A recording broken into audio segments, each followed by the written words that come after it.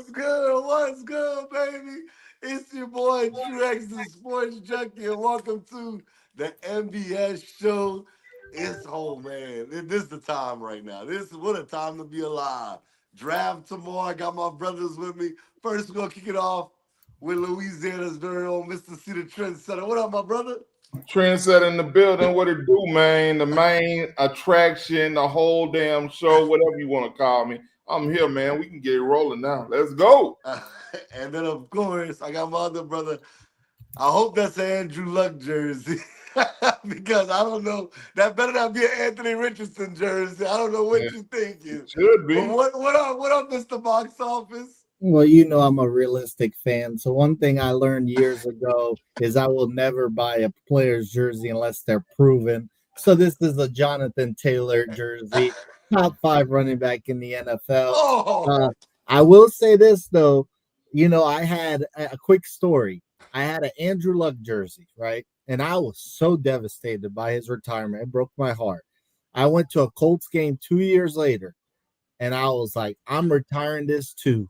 I took it off at the end of the game in Lucas Oil Stadium, left it on that seat and left. I was like, I'm retiring it too, bro. I couldn't wear that thing anymore. I said, hell no. So here I am, Jonathan Taylor, one of the best backs in the NFL. I'm excited for this show. It's one of my favorite shows of the year. I'm ready, man. Let's get it. definitely. Shout out to Jonathan Taylor. Helped me win the MBS league this year. So I ain't gonna be mad at that. And then last but not least, you know him as the certified hater. He's been going crazy when it comes to battle rap. My brother, man. Shout out to him. He did all our artwork. We're gonna put that out there soon. But that hat is ridiculous. It gotta go. What up, Keo? Yeah, I got a jersey too. The best wide receiver in the league, Oh, CD Lamb, man. Shout out Easy. to him. Go I ahead. got no I got no stories about jerseys, but I just love the Dallas Cowboys at the end of the day, man. But like I said, man, this is the NBA show, episode 79. We're gonna be doing our yearly mock drafts. We'll be live tomorrow for the NFL draft, like we do every year. And we're gonna be giving our actual picks for the entire first round, and we'll talk some NBA playoffs if we have enough time.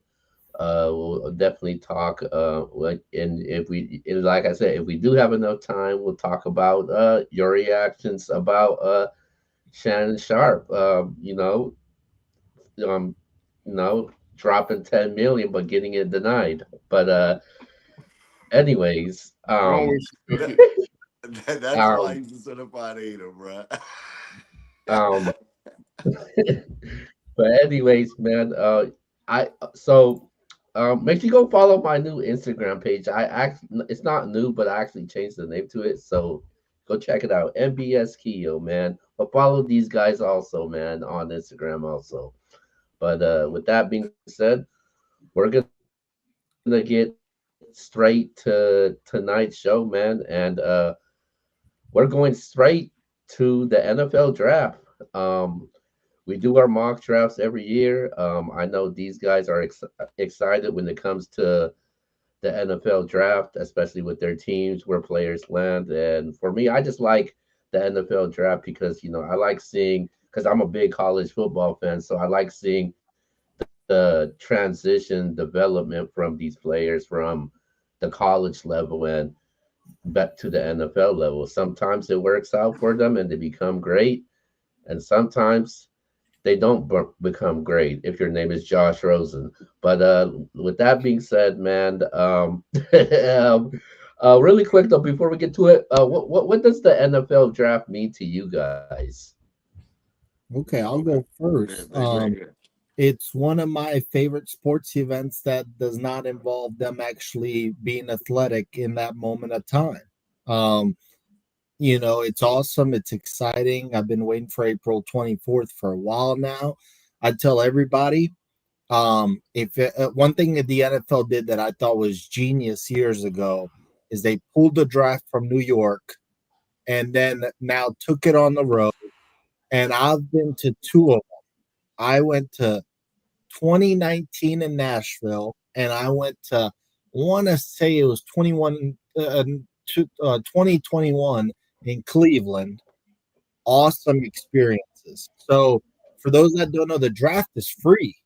You just got to go on the app, apply. You'll get like a barcode that just scans you for free as you walk through the entrance, and you're there, and there's nothing, and it's literally people in every type of jersey you could think of, drinking beer, talking sports. It's a good time, and plus your anticipation's there. I thought, but I had fun in both of them. Now the Cleveland one was a little limited because it was COVID time. The Nashville one was awesome because I will say this: Broadway, if you've ever been on Broadway, it's the perfect setup for a draft because it's literally set in front of you where they're talking sports, and all the bars to the side are rooftops and stuff. So I thought that was awesome. So the first night I went, first round, that was the Kyler Murray first pick of the draft. And literally first night, me and my brother almost got to front row. Like it was like 600K people there, but like we got pretty close. I saw everything. And then the next day, rounds 2 and 3, I was just bar hopping, watching it on TV as Broadway's right there next to me, watching it. So I always tell people if you can attend a draft, go to them. I plan on going next year's in Pittsburgh because it's only a 6-hour drive for me. So that's very doable. So I love the draft, man, especially if you watch college and the NFL. You see these guys progress completely. So it's a cool transformation. So it means everything to me as a sports fan. All right, man. The draft mean a couple of things to me, bro. One of the things that I'm not a real emotional guy. You can I wouldn't say, but things that are make me emotional are sports things. I don't know why. Why is that make me emotional? Even if it's not my team, not my favorite player, or anything. If I hear a story, it'll make me emotional. You know what I mean? But the draft means new beginnings to me. You know what I mean? So I think about new beginnings for your team. Every fan goes into the draft with hope that their team is going to make this great draft pick and change the fortune of them or continue the success of their team. And even if they won the Super Bowl, continue the success. It brings everybody watches with great anticipation of what it's going to bring to their team. And also, I look at it as the people who are getting drafted and basically changing the future of their whole family. And not only them, their whole family. And you love to see the stories. Like one of the things that I'm not gonna say I don't like, because I like it, but I don't. The fact that these players started staying at home and having their own draft parties at home and not going to the draft to go get their jersey and everything, I think that's part of the process. But lots of them want to celebrate with their family and friends, have these big draft parties, and I don't like it because I mean I would go to the draft. That's just something I would I would do if it was if I had the opportunity to be a first round pick. I'd go to the draft, but they don't feel that way. So and they're better than me in sports. So let them do what they want to do. But when I look at it, I think that that's great because they want to celebrate with the people that they love and to help them get to where they are, no matter how little they contributed to their success. It must have meant something for them to be at that draft party. So, and we've had countless moments at those at home draft parties, like the CeeDee Lamb yanking his phone back situation. I don't think that would have happened at the actual draft, but that was hilarious. So I like that. Or how about Russell Wilson's ex-girlfriend going crazy? She thought she hit the lottery, and now he's with Sierra. Yeah. I mean, hey man, it happens. Part of the process. But like I said, it's all kinds of different things. The draft had so many memorable moments, even moments I didn't find too too appealing, like the guy, what's his name, Sam. I knew you'd say Michael Sam. Yeah, Michael Sam. I didn't like that moment much, but that was his moment. That's how he wanted to celebrate. But the draft means new beginnings to me, man. People changing their lives, and you hear the stories about, okay, yeah, he's from a single parent family, and this guy, his dad's in jail, or just got like Travis Hunter. His dad just got granted permission to go to the draft from his parole officer. I think that's dope. You know what I mean? But and obviously when Travis Hunter won his Heisman, he mentioned his father big time. So that means a lot to him and his family. You think about stuff like that. That's big to me. So I like I said, sports stories make me emotional. Things like that make me emotional. I like to hear the backstories of things. Also, see, just to add real quick before X goes, some of these players we know exactly where they're from. Like Tyler Warren, Mechanicsville, Virginia, which is literally the next county from me over here. He's 20 minutes from where I'm from. When I went to high school, we played them in sports. So I know exactly where he's from. Mike Green from Marshall. He's from Williamsburg, Virginia, which is 45 minutes south of me. So y'all know neighbors. Y'all knew what's Coleman from the Buffalo Bills. Yeah. So yeah, that's always awesome to see because we kind of saw where they came from and what we kind of expect from them going forward. Right. Yeah. So for what you just said, the Pivot actually just did an interview with Jack Besh at STM. STM is in Lafayette. It's like literally on the south side. Oh, they did? Yeah, but they walked the STM always. Earlier I actually today. shared it on my story on Instagram. So Damn, that was real dope, man. I wish I'd have known, man. I'd have popped up over there, boy. What's on? Ryan Clark, what up? Yeah, what up, Taylor? Hey, we got a show Wednesday, man. Come on, let us. What up, child? Yeah, so for me, y'all know this is my favorite event. More than the Super Bowl. I know some people might think I'm tripping with this, but Keelan, we did a top 5.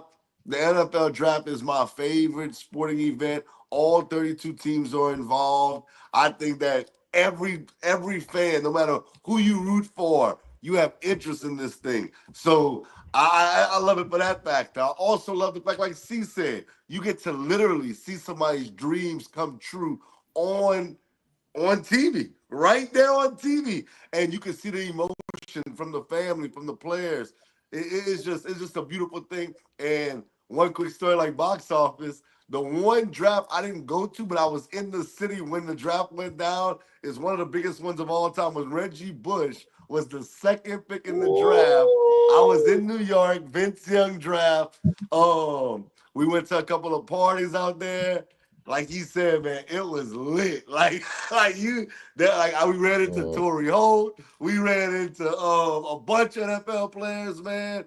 But definitely, I might go to Pittsburgh with you next year. We might have to make that happen, an MVS thing. Hey, pull up! I'm telling y'all. And one thing I'll add to that is when you go, I think on the third day when it was like the 4th through the 6th, 7th rounds, they let you come on the field of whatever team's hosting it. Obviously long lines, but they let you kick field goals, throw the ball. So I went to the Titan Stadium. I went to the Brown Stadium. I went under there throwing the football around, whatever. So it's just a cool experience.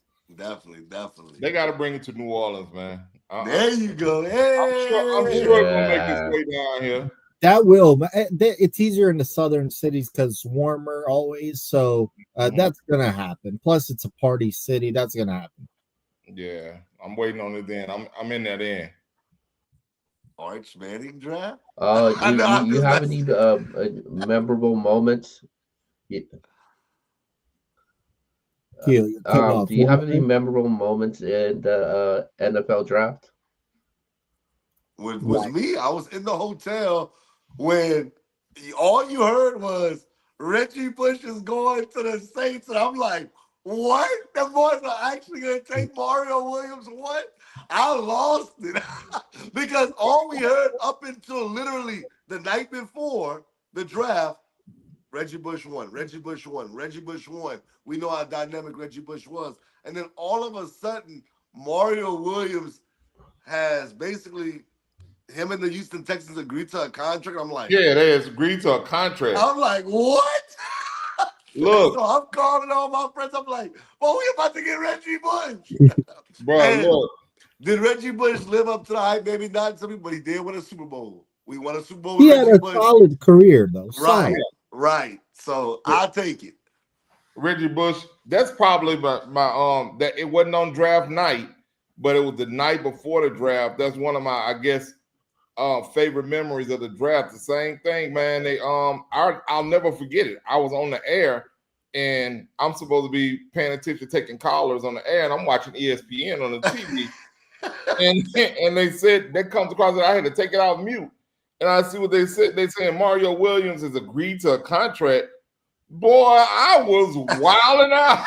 Like I literally interrupted a song and announced it on the radio. And of course, my phone lines blew up or whatever. I didn't have the whole story. I was trying to figure it out. But what's crazy about that draft is that draft, I wanted Vince Young. I didn't think we had a chance to get Reggie Bush. Didn't know we were gonna get Drew Brees. Well, I think we had already gotten. Yeah, we signed Drew Brees. Yeah, we had already gotten Drew Brees, but previous to us getting Drew Brees, I wanted Vince Young. I think I still wanted Vince Young because I didn't know what Drew Brees is gonna do. I thought he was gonna be solid, but of course, I was like, he's coming off an injury, man. We should have just drafted Vince Young, bro. And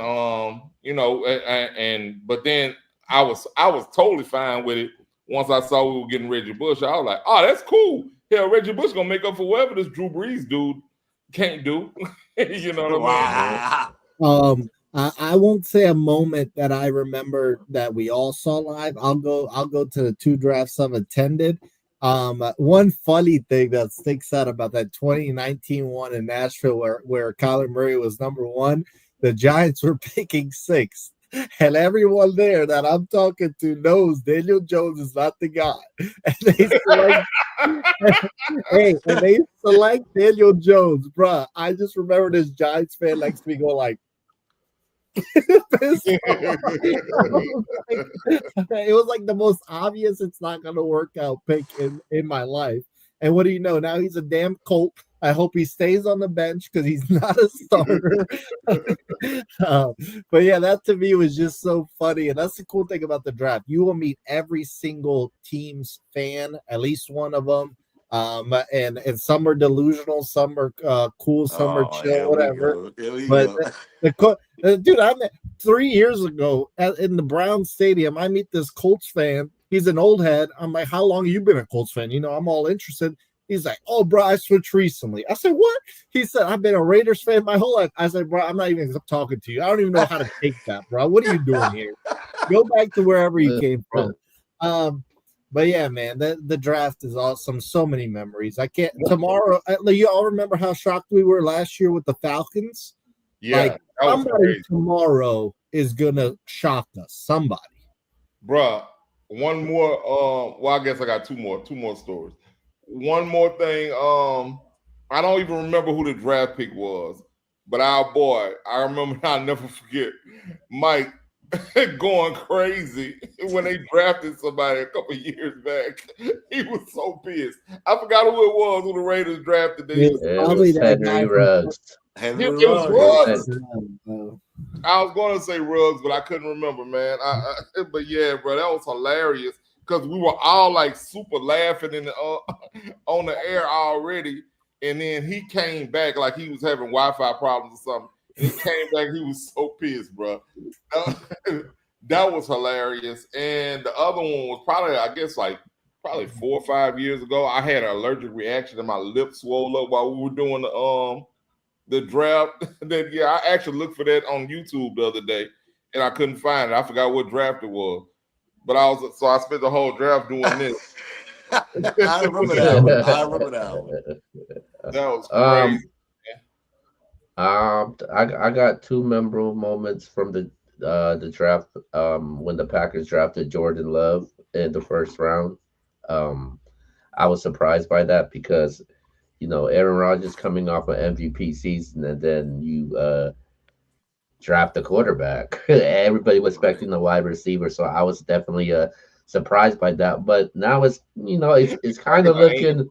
bro, they never will get that boy a first round wide receiver. That's crazy. Yeah, and it's looking pretty good for Jordan Love lately.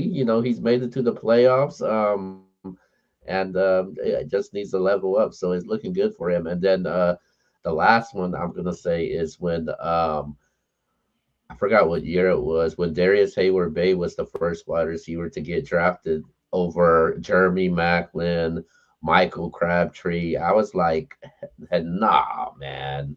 And I just remembered that. All I remember about Hayward Bay was the guy had speed. And Hayward Bay's career never panned out. He bounced around teams throughout his career. And I mean, and you look at Crabtree and Macklin, they had good NFL careers. I wouldn't say great, but it was really good NFL careers. So those were my moments that I remember. But with that being said, man, we're going straight to the NFL draft. So we're gonna pick the all 32 picks. We're gonna go around the circle and who you guys have going each pick, and that's how we're gonna do it like we did last year. So with that being said, the number one pick, the Tennessee Titans. Who are they drafting? Okay, just want to remind the viewers this is what we think is going to happen, not what we would do for that team. Right, right. The Cam Ward first pick to the Titans. I think it's pretty obvious. I'm not going to waste any more time. We'll go box office see me than Keo. All right. So number two. No, number one. Just go with number one. He wants to go number one. All of them. All of us. Oh, that's what we're doing. That's what he wants. So let's do it. Let's do it. That's Yeah. wow. All right. Yeah. Let's not waste no time, man. Cam Ward, obvious reasons. Let's go. Yeah, Cam Ward, the best quarterback in this draft. Whoa. Keo? I'm going Cam Ward also. I think it's a slam dunk. I definitely would be surprised if they don't go Cam Ward. I got Ward at one. All right, number two, the Cleveland Browns. Well, see, since we're doing this, let's give you more time because you only did top 10. So I'll go first. X, you go second. Keo third. C fourth to give him a little Okay, more. that's fine. That's fine. All right. I hope that helps. Number two, I'm hearing the Browns love Travis Hunter. And what I read was they love Travis Hunter as a receiver, that he's going to major in receiver and minor in corner, is what I'm hearing for the Browns. So I think they go Travis Hunter. That's who the Browns select. Yeah, I'm with box office here. Travis Hunter is going to be the selection, and like you said, it's not who we think what we would do, but what we think is going to happen. All right, man. Yeah, Oh, okay. Go ahead. go ahead. You want to go or me? I can go. Shit. It's Travis Hunter. There's nothing big right there. No, and like I read the same thing that box office said, man. He's gonna major in wide receiver and minor in DB, which I think they're doing it exactly wrong. Me I too. think I think it's the opposite. So Me too. I mean, that maybe they feel like they need a lot of help on the offensive side, and that maybe that it might work out for them. Who knows? Let's see. It's the Cleveland Browns, man. Any position works for them, man, because they need to fill every single position. So why not Travis Hunter? I'm not against that. So I got Travis Hunter at two. Number three, the good old New York Giants, man. What's up? Look, I said I think that the Giants have had a smokescreen acting like they don't like Shadur Sanders, and maybe they do like him, but they don't like him at 3. They get the best player in the draft, Abdul Carter. I think he's going to be a stud. I like the fit. That's who the Giants select. Yeah, it's Abdul Carter. I'm not going to say the best player in the draft, but they'll draft him for sure, and they get a really good player. I'll say that.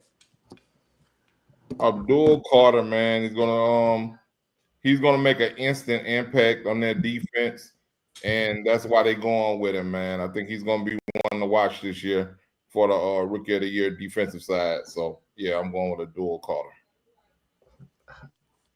I don't have Abdul Carter in this draft at number 3. Wow. I'm taking Shador Sanders at number 3, man. The reason why is the Giants defensive line. They it's not a bad defensive line that they have down there, and I feel like the position that they need is the quarterback position, because after what I seen what happened last year with the Cousins situation and the Falcons drafting a quarterback, I won't be surprised if the Giants do the same thing.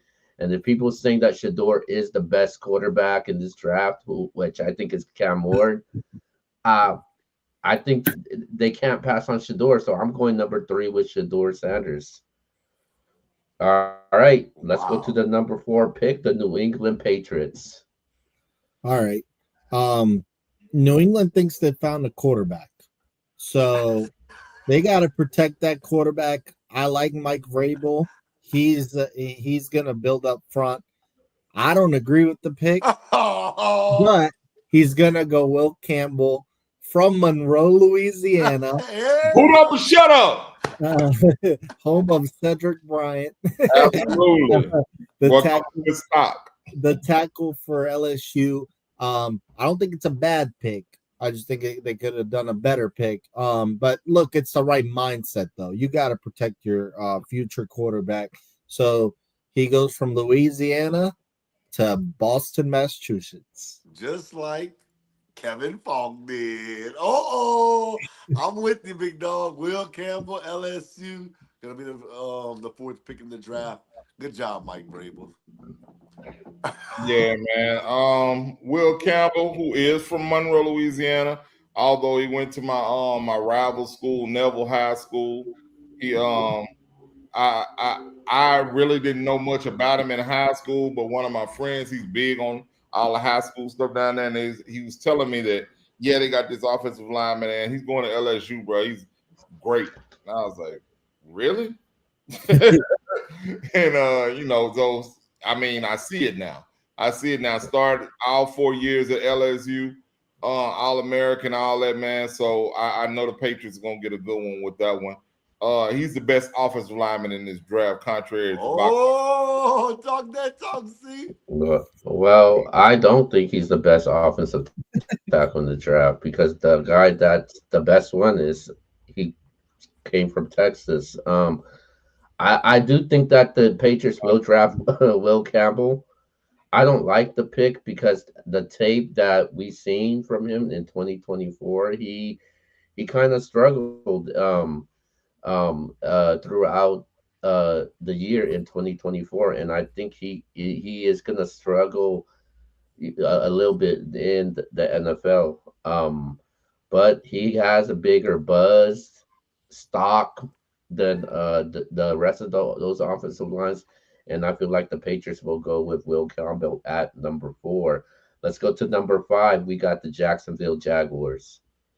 All right. So the thing I'm reading is they are going offensive skill position, and that it's apparently between Ashton Genty and Ted McMillan. That's what I'm reading. Now, when I read that, I was shook because I don't know what the hell the Jags are doing because I don't think either one is a super need at number 5. No. Not saying that this pick will end up a scrub, but I just think it's unnecessary for them. So I think they have bigger needs. With that being said, I think that the Jags select Ashton Genty. Wow. I love Ashton Genty, but I don't think it's a need for the Jaguars. But it looks like, based off of the sources I'm reading, that's the way they're going. So the Jags select Ashton Genty, and he Wow. was born in Jacksonville. Wow. Okay, though I got him getting Mason Graham from Michigan. I just think it shores up that defense. They got to work from that side of the ball. Offensively, of course, they have to get better, but I think they have running backs already. And Brian Thomas at wide receiver. It doesn't don't go T Mac because to me, that's two good receivers, but you can get another receiver later on in the draft. So I'm going Mason Graham D tackle from Michigan. I absolutely agree with you, X. I think they start on that defensive side of the ball because they don't have a need. I agree with Box Office. They don't have a need at running back or wide receiver to take one this high in the draft. So Mason Graham, defensive tackle, helps shore up that defensive line a little bit.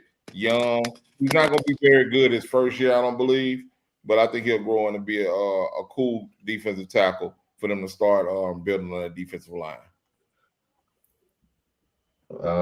With the number 5 pick, I got the Jacksonville Jaguars taking the best player available in this draft, and that's Abdul Carter. Um, let's go to the number 6. We got the Las Vegas Raiders. All right. So if Genty's available here, I think that the Raiders go Genty, but I think the Jags will steal him. With that being said, they can go multiple different ways. But what I like about Pete Carroll is the last couple Seahawks drafts, he went heavy offensive line. So I think he does that here as well.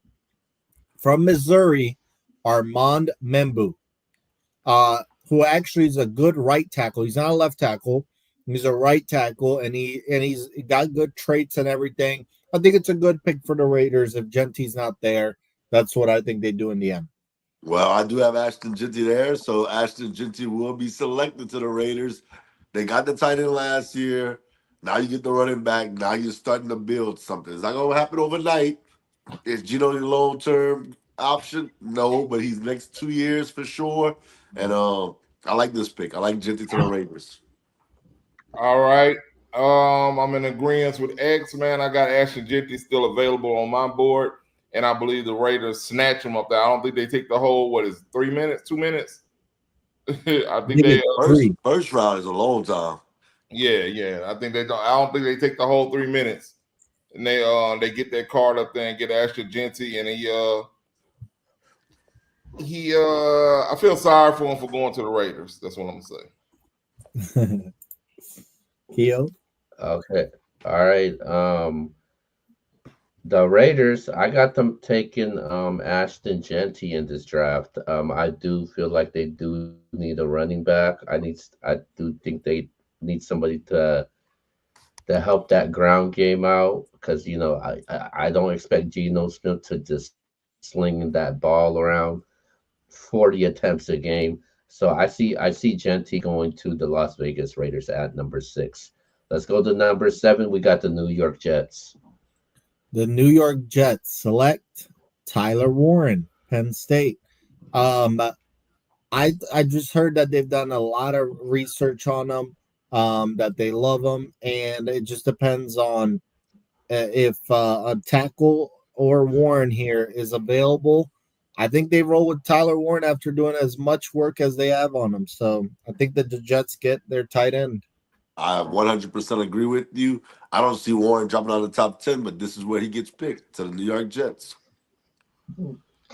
I'm right on board with y'all fellas, man. Tyler Warren, they need a tight end to help Justin Fields as a little escape, little dump off, because he's gonna be doing that a lot this year. So I do have Tyler Warren right there. I don't. I'm going with Mason Graham from the University of Michigan. With Aaron Glenn there, he's a defensive guy. I think he's looking for like a top defender to help out that team, man. So, yeah, I got the Jets with Mason Graham at number 7. Let's go to number 8. We got the Carolina Panthers. The Panthers select Jalon Walker. He's from the Carolinas, and I've heard they like him. They've done their research on him. I think he could be a stud in the NFL. I like him. He was all over the field at Georgia. I think it's a good pick by the Panthers and a need after Brian Burns left. I 1,000% agree again. The inbox office did the same way. Walking to the Panthers, I actually really love that pick for the Panthers too. I hate it for the Saints because they have to play against them. But Walker he showed flashes at Georgia. Good pick by the Panthers. Same. I think I think that they're trying to help themselves. They can't go. They're not going to go quarterback. I don't think they're going skill player right here. I think they're going to start trying to work on their defense this year and build. So I mean, that's not a bad place to start. Not a bad place to start. I like his movement. His side to side movement. I think that's gonna work out well for him in the league. So yeah, I got Jalen Walker. I do think Carolina is going to try to attempt to trade up in this draft also, but I think it's going to be tough for them. But if they can't trade up, there's two guys that I have on the board, and it's either Michael Williams or Jalon Walker. I got Walker for the Carolina Panthers pick at number 8. Let's go to the number 9 pick. Everyone's favorite team, the New Orleans Saints, at number Well, 9. well, 24 hours. Well, 24 hours from now, their fans on here might not even be fans after this pick. The Saints are taking Jackson Dart from Ole Miss, the quarterback. Look, I'm just reading what I'm reading. Basically, I'm reading two things: that the Saints love Jackson Dart here, or they love Mikael Williams from Georgia. They've done private workouts with them that they really are sold on them.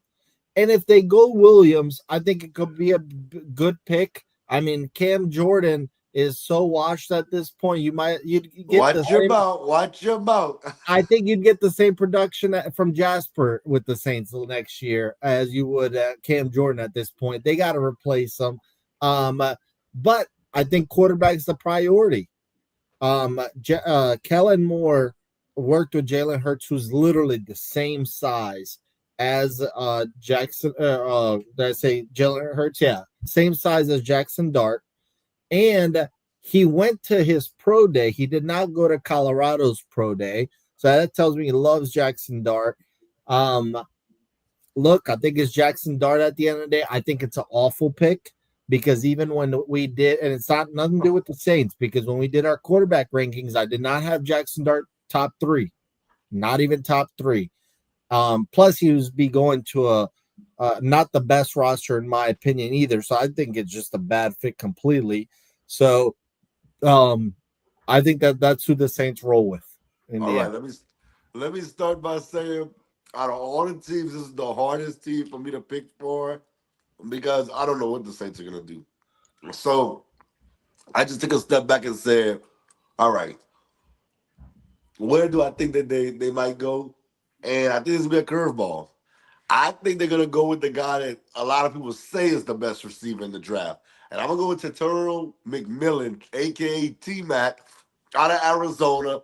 I think they put him next to Olave. You have your 1-2 punch with Alvin Kamara. And that's what I think. I do think they trade back in to get Jackson Dart somewhere along the line. But right here, they will not take Jackson Dart, I don't believe. All right, X. You finally right about something about the Saints, bro. we will not take Jackson Dart at 9. Okay.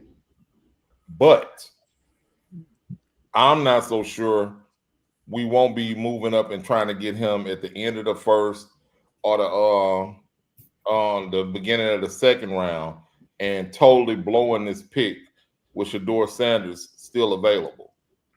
What we should do is take Shedeur Sanders at this number 9 pick, and I'm going. That's going to be.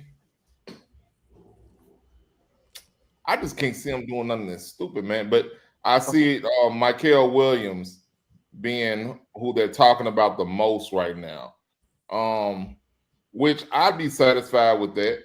I would be satisfied with that pick. I would, if they don't take Shedeur, you take the best player that's available. And is that Mikael Williams? We'll see. Is that I think it's a better pick than Dart. It's definitely a better pick than Dart. What the Saints are doing right now, I believe, if anything, if they don't take Shador, they're definitely going to try to trade up to get Dart later. So I don't know if they're going to take T-Mac or Michael Williams. Either way, I'll be good. I'd even be good if Genty somehow falls in our lap, us taking Genty right there. But what I don't want us to do is take an offensive line. If they take an offensive lineman, I'm gonna be pissed. I'm gonna be pissed. I'm gonna mess up our monetization because I'm gonna curse really loud on on our podcast, bro. Because I mean, bro, we can't keep taking damn offensive line.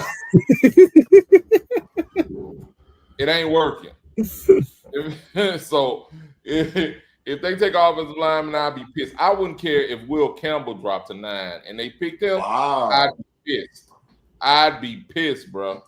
So I don't want an offensive lineman. I just want us to take the best player that's available, unless it's an offensive lineman. So who do you think is gonna be? Who's the pick here? You think? Shador.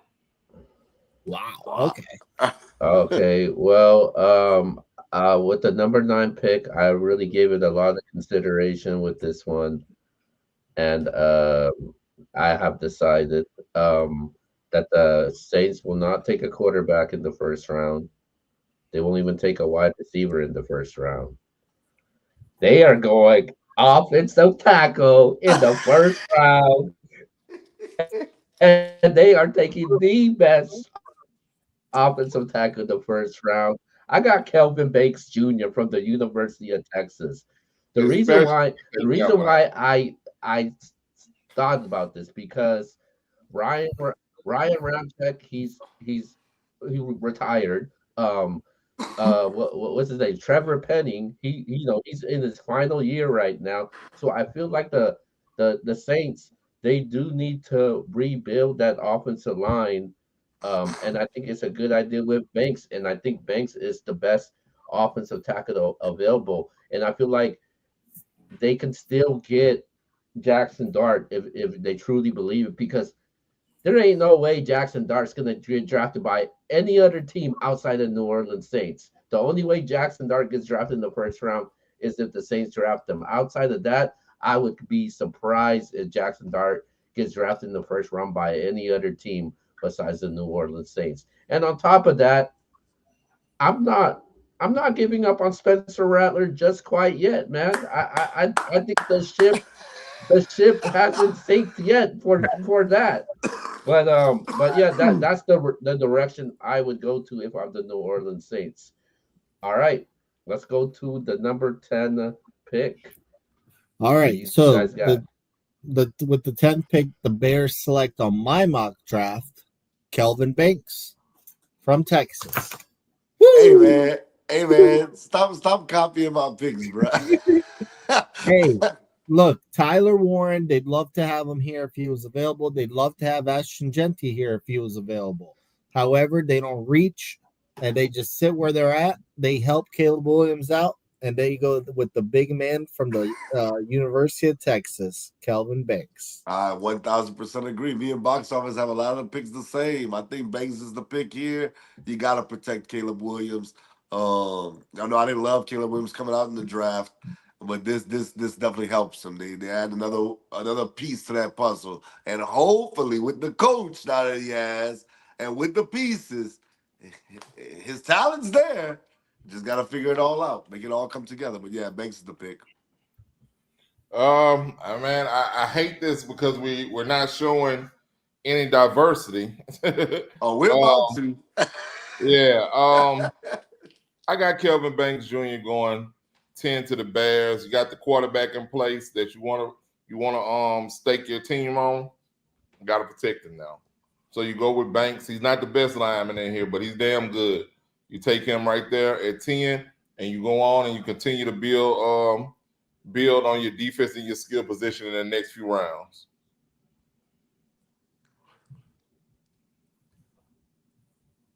What you got, Keo? Keo with his damn Wi-Fi again. Uh, Ah, Um, there you go. all right, the Bears at number 10. I'm going with Michael Williams, man, at number 10. I feel like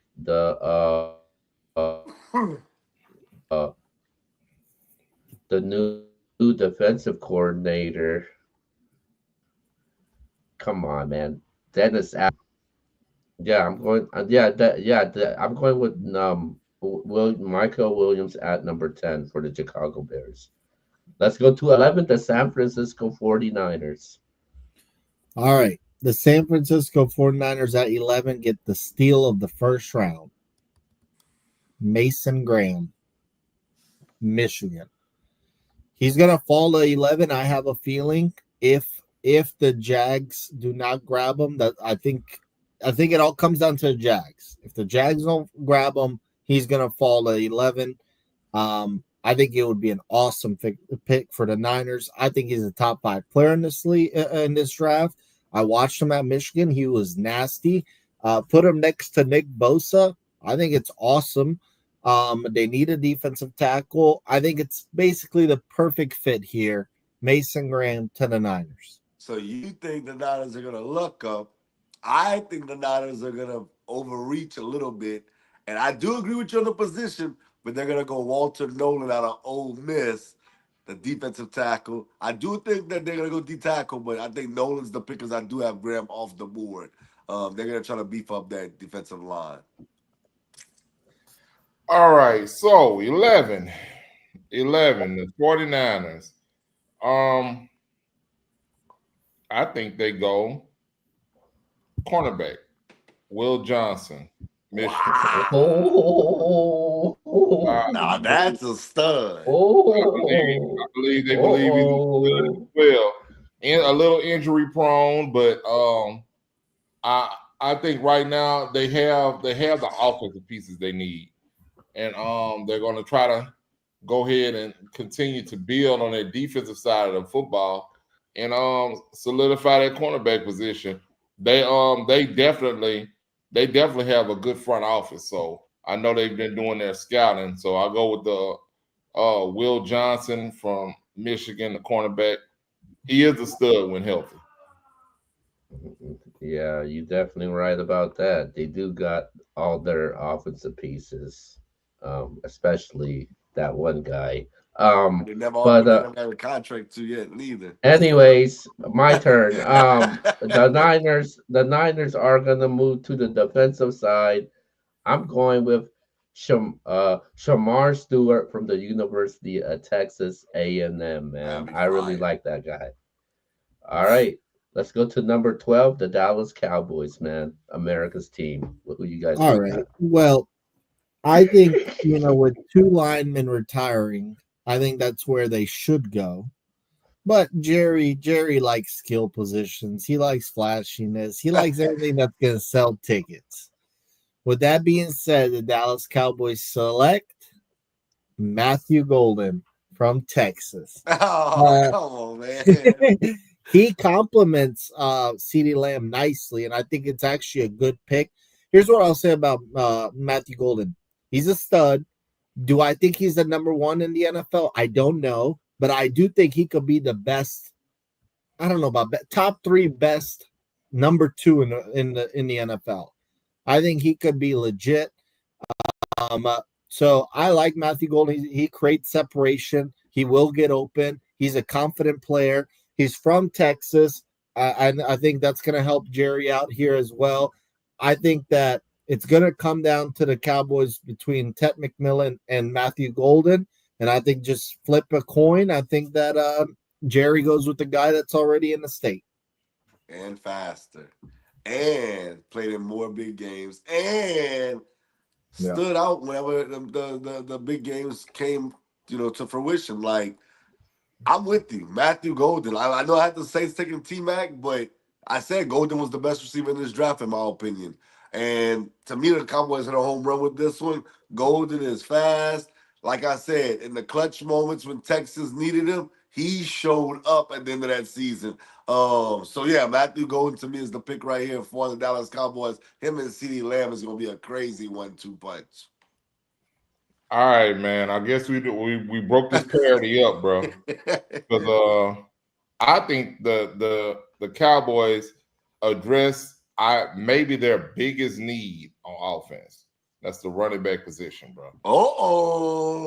Running back position. And we going with one of the people that he's definitely not the best running back in the draft, but I do believe he's probably the second best running back in the draft. Omarion Hampton. Oh my God. Out of North Carolina. I think he has the speed.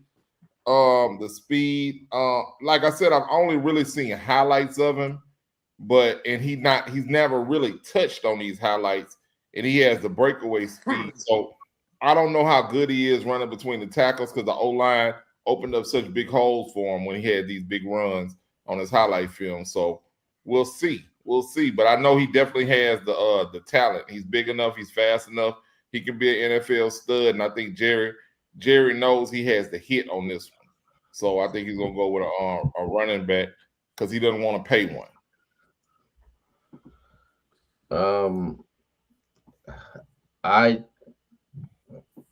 It was two positions for me when it came to the Dallas Cowboys. It was either the wide receiver position or the running back position, and I'm going with the wide receiver position, and I don't think it matters if Golden's from the same state. I don't think Jerry Jones. I don't think he's the type of owner that don't care about if you in the same state as the Dallas Cowboys.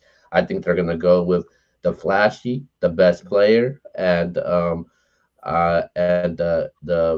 better prospect in my opinion, and that's Tatario McMillan. Yeah, I think McMillan will get drafted by the Dallas Cowboys with the number 12 pick. All right, let's go. Let's go to number 13. All right. The Dolphins have two needs that really stick out. Secondary and offensive line. Armstead, former Saint, just retired on him. There's rumors that Jalen Ramsey's about to get traded. So clearly they're stuck between a secondary and offensive lineman. I think that they just go with the best player available on the board. And for me, on my board, it is Will Johnson, Michigan.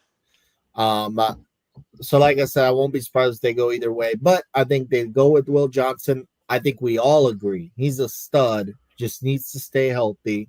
And I think his career will just depend on his health. And I think overall the Dolphins here get a nice pick, Will Johnson. I 1000% agree with you on this. I know a lot of people are saying Barron should be the pick, but man, Will Johnson to me, if he didn't have the injury concerns, I think he should be a top 10 pick, possibly top 5 pick. That's how good I think he can be without the injuries. But of course he had the injuries. But I think the Dolphins hit a home run with this one. Will Johnson will be the pick. All right, my bad. Okay, so I think that they are gonna go on the defensive side, but Mikael Williams is still available on my side. Okay. Excuse me, fellas. All right. Anyway, so I go Mikael Williams, edge rusher, Georgia. I think he goes in there. He feels a need on their team. They do have you were right, box office. They do have that offensive lineman need with Armstead finally retiring after not being able to stay healthy. Excuse me, man. But anyway, man. Bless you.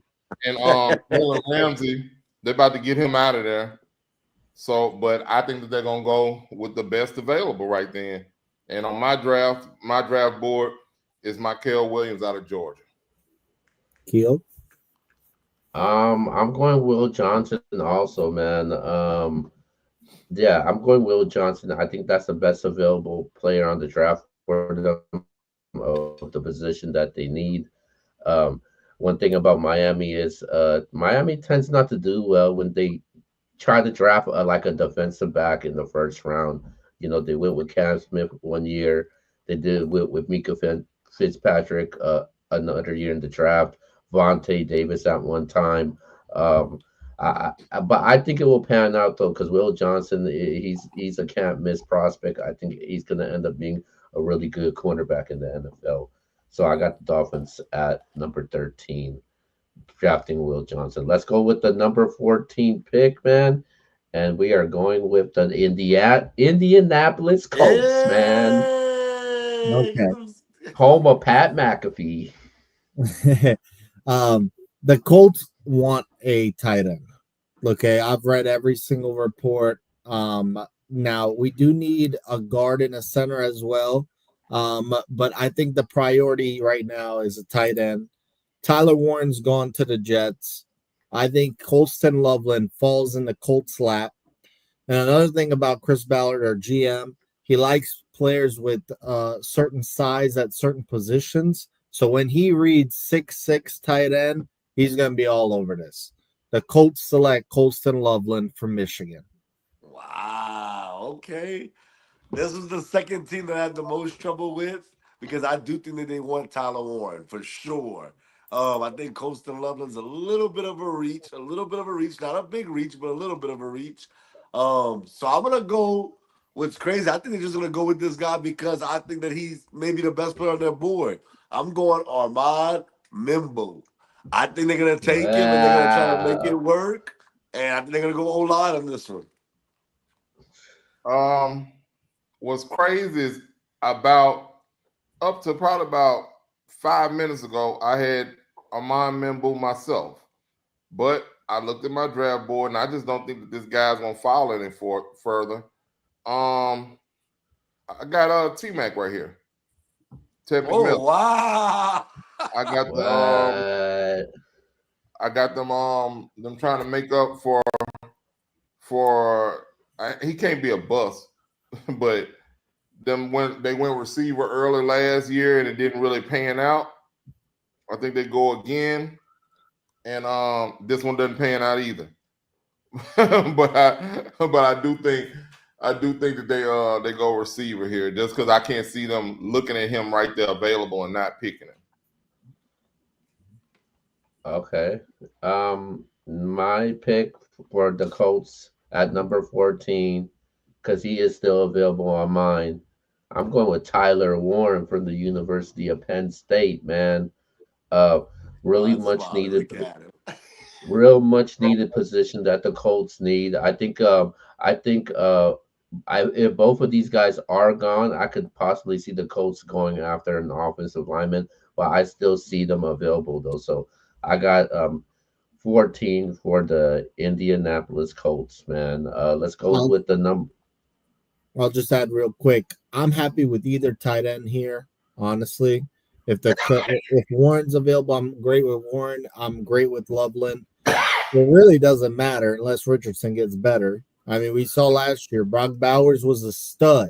It didn't matter because the Raiders don't have a quarterback. So I think I'm good with either one. So tomorrow I'm not going to be on with y'all. But just know if the Colts do anything but tight end, I will lose my mind. But if they go tight end, I'm good with it. But all right. Have fun with Daniel Jones next year. The Falcons are on the clock. All right. The Falcons need defensive linemen. They go on my board with Mikael Williams. He's a Georgia kid, went to Georgia. I'm sure they know everything they need to know about him.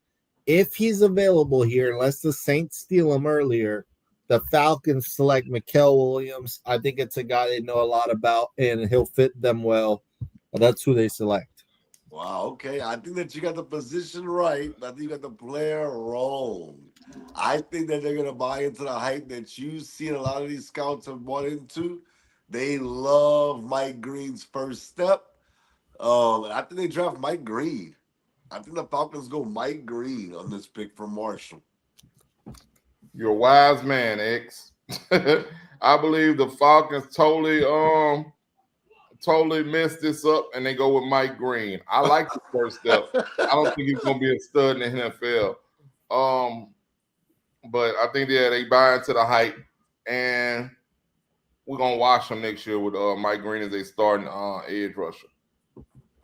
Well, the Atlanta Falcons, they need a quarterback. They need I mean, not a quarterback. They need somebody that actually could get to the quarterback and actually sack the quarterback. And it's Mike Green. He had 17 sacks last season. I think this is a good pick for the Falcons. I think a reason why people like X is hating on him and people are Not sleeping on hate. him because hold on, wait a second. I think the reason why is because we didn't see Marshall enough on national television, so it's tough to see the game tapes of this guy. I mean, you can see the highlights. You probably see them, every now and then when it comes to Marshall football. But I think that's the way people view this guy, and it's a chip on the shoulder, to prove people the doubters wrong. But I got 15 for the Atlanta Falcons with Mike Green. Let's go to Najee number. Davenport. Okay, all right. Saints drafted him. Number 16, the Still think Arizona Cardinals. All right. So the Cardinals are one of those teams that can go many different ways. But when they are selecting up there at 16 tomorrow, if they stay there, I will be completely lost because I don't know what direction they'll go. I just look at the coach. The coach, Jonathan Gannon, was originally a defensive backs coach. So I say he goes defensive back and goes with Jahdae Barron from the Longhorns. Oh God. Look, I think he's going to be a great nickel corner in the NFL. And I understand some people will say, well, are you taking a nickel in the first round? Well, if he ends up a stud, it's a good pick. That's what matters because there will be busts. So I think that the Cardinals take a safe pick here. I like the fit for Barron. I think he ends up a good player with the Cardinals. And that's what I think they roll with. All right. Well, they went out in the offseason, got Josh Sweat. I think that Michael Williams falls to them. They just can't pass up on the upside. They sell the upside. Everybody said, he shows the flashes. So I think they go Michael Williams from Georgia right here with this pick. all right. Y'all both got the right side of the ball. They're going defense, but they're going with Derek Harmon, defensive tackle from Oregon. They need somebody that can step up there and help them against the run. Because they weren't, I don't know what they were ranked against the run, but they weren't very good against the run last year. And I think he's going to be right there for them for the taking. They got a lot of stuff to work on. Like I said, anything is an improvement when you got so many needs. So I think they're gonna go right there, defensive tackle. And when you're trying to rebuild your defense, I do think you start from inside out. And I think that's what they're doing. All right. Number 16 for me, I got Arizona going after Armand Membo from the University of Missouri. I think it's a much needed position that they need. I see that they could also go after the cornerback position, but they need that offensive line to protect Kyler. I got them at 16. Let's go to number 17, the Cincinnati Bengals. All right. The Bengals need line help on both ways, offensive line, defensive line. I don't see them going any other direction besides one of those. Because they're completely lost on whether Hendrickson will be there long term. I've got them selecting Mike Green from Marshall, originally from here in Virginia. So I hope he succeeds. Great first step. But always, or being in that type of league, you never know how the smaller school guys are going to end up. But it is a need for the Bengals. I've got Mike Green. All right. So Mike Green went earlier for me, followed by Michael Williams. And I think Cincinnati runs up to the podium which I think they knock it out the park right here. I got Shamar Stewart from Texas A&M. Just the upside alone, I just think he's gonna fit in with the Cincinnati Bengals and what they do, and I think they're gonna maybe have a candidate for Rookie of the Year, Defensive Rookie of the Year. All right. So obviously, X, he got I must be sharing my screen or something. Oh, yeah, I definitely got Cincinnati picking up Shamar. I got him picking up Shamar, and the reason being is just that you can't look at him and not think that he's gonna pan out. He has good tape to look at, but the man is 6'5", 267. Like I said, 4.5. Yeah, I'm running 4.5. So just off that alone, I told you I don't like really talking about edge rushers because I always talk about their size. It don't sound right. But yeah, you can't turn it down, man. 6'5", 267, 4.5. Hey man, give me that. Bring it over here.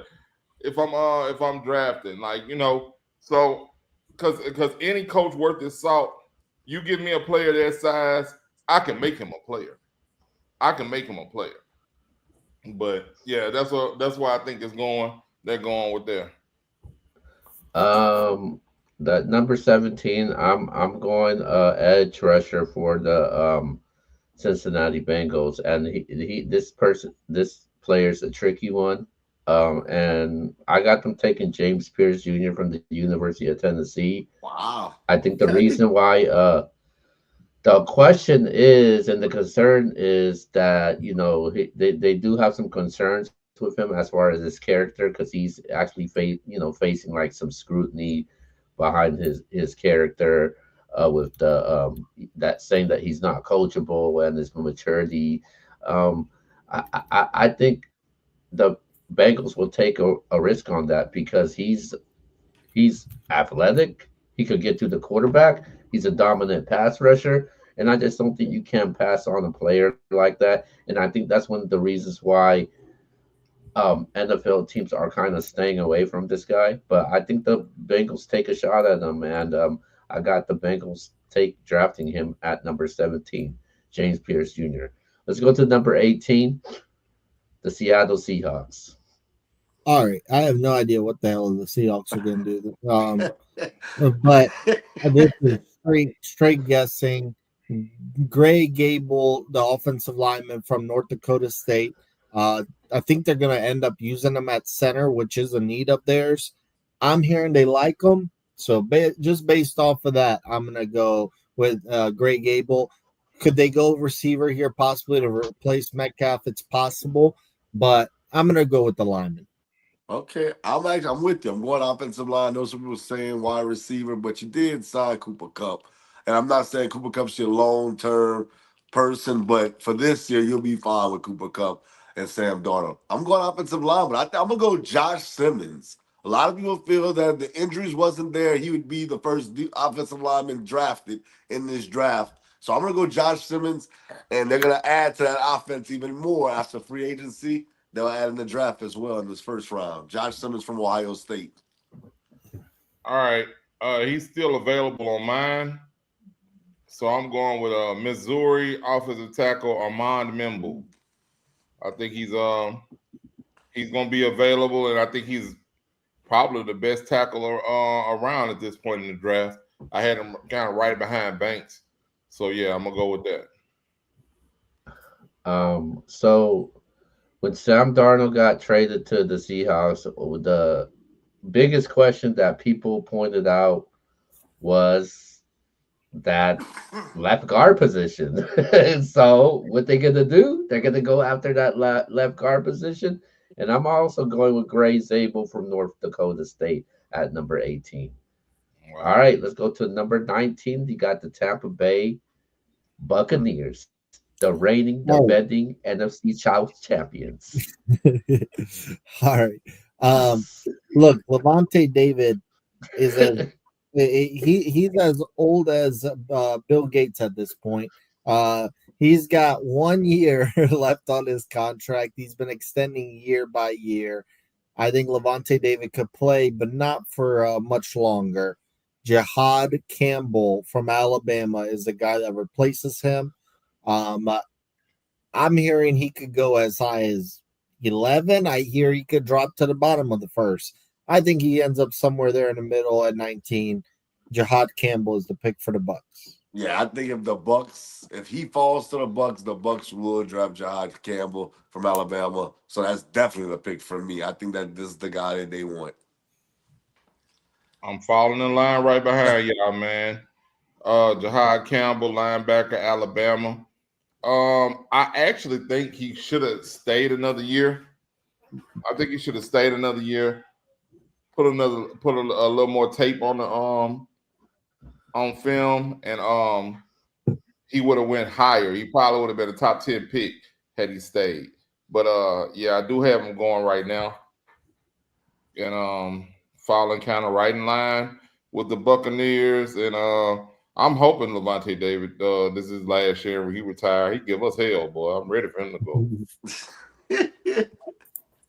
All right, so when it comes to the 3-time defending NFC South champions, the Tampa Bay Buccaneers, I'm going to go to the defensive side, and I'm going with Donovan. Hopefully I pronounced it right. Iziria Ruaku, the edge rusher. I think they do need to add some edge rushers, like you guys mentioned about, Levante David. He's at probably his last year, and I think this is the perfect guy to go after at number 19. Let's go to number 20, the Denver Broncos. All right, the Broncos. I think they make a little bit of a surprise here. I got the Broncos selecting Ted McMillan. Wow. We've been hearing that Cortland Sutton's been on trade rumors for years now. Judy's obviously not there anymore. They want to help Bo Nix out. And I'm going to say I will not be surprised if Sean Payton maybe reaches here and goes Ibuka from Ohio State because he likes Buckeyes. But I think he just rolls with the best receiver on the board. He surprised everybody. The Denver Broncos get Ted McMillan. Wow, that'd be a great pick for him. Unfortunately, I think they'll go a different way. I think Abuka would be another good pick as well. But I just think Sean Payton, man. I just look at him. I said to myself, this guy is here. We saw what Jameer Gibbs did. I think they're going Trevion Henderson from Ohio State. I think he likes the speed of that running back. I think he likes him catching the ball in the backfield. If you remember, I think it was against Texas, he scored right before the half on a screen. And I just think that is what Sean Payton is looking for. He's looking for that Darren Sproles, that Reggie Bush, that Alvin Kamara guy, and Trevion Henderson's the pick right here. I agree, X. I agree. Like you said, man, we know Sean Payton well down here, and that's the type of back he wants. Somebody who can catch that ball out the backfield and make an impact once he catches it. So I think he goes with Trevion right there.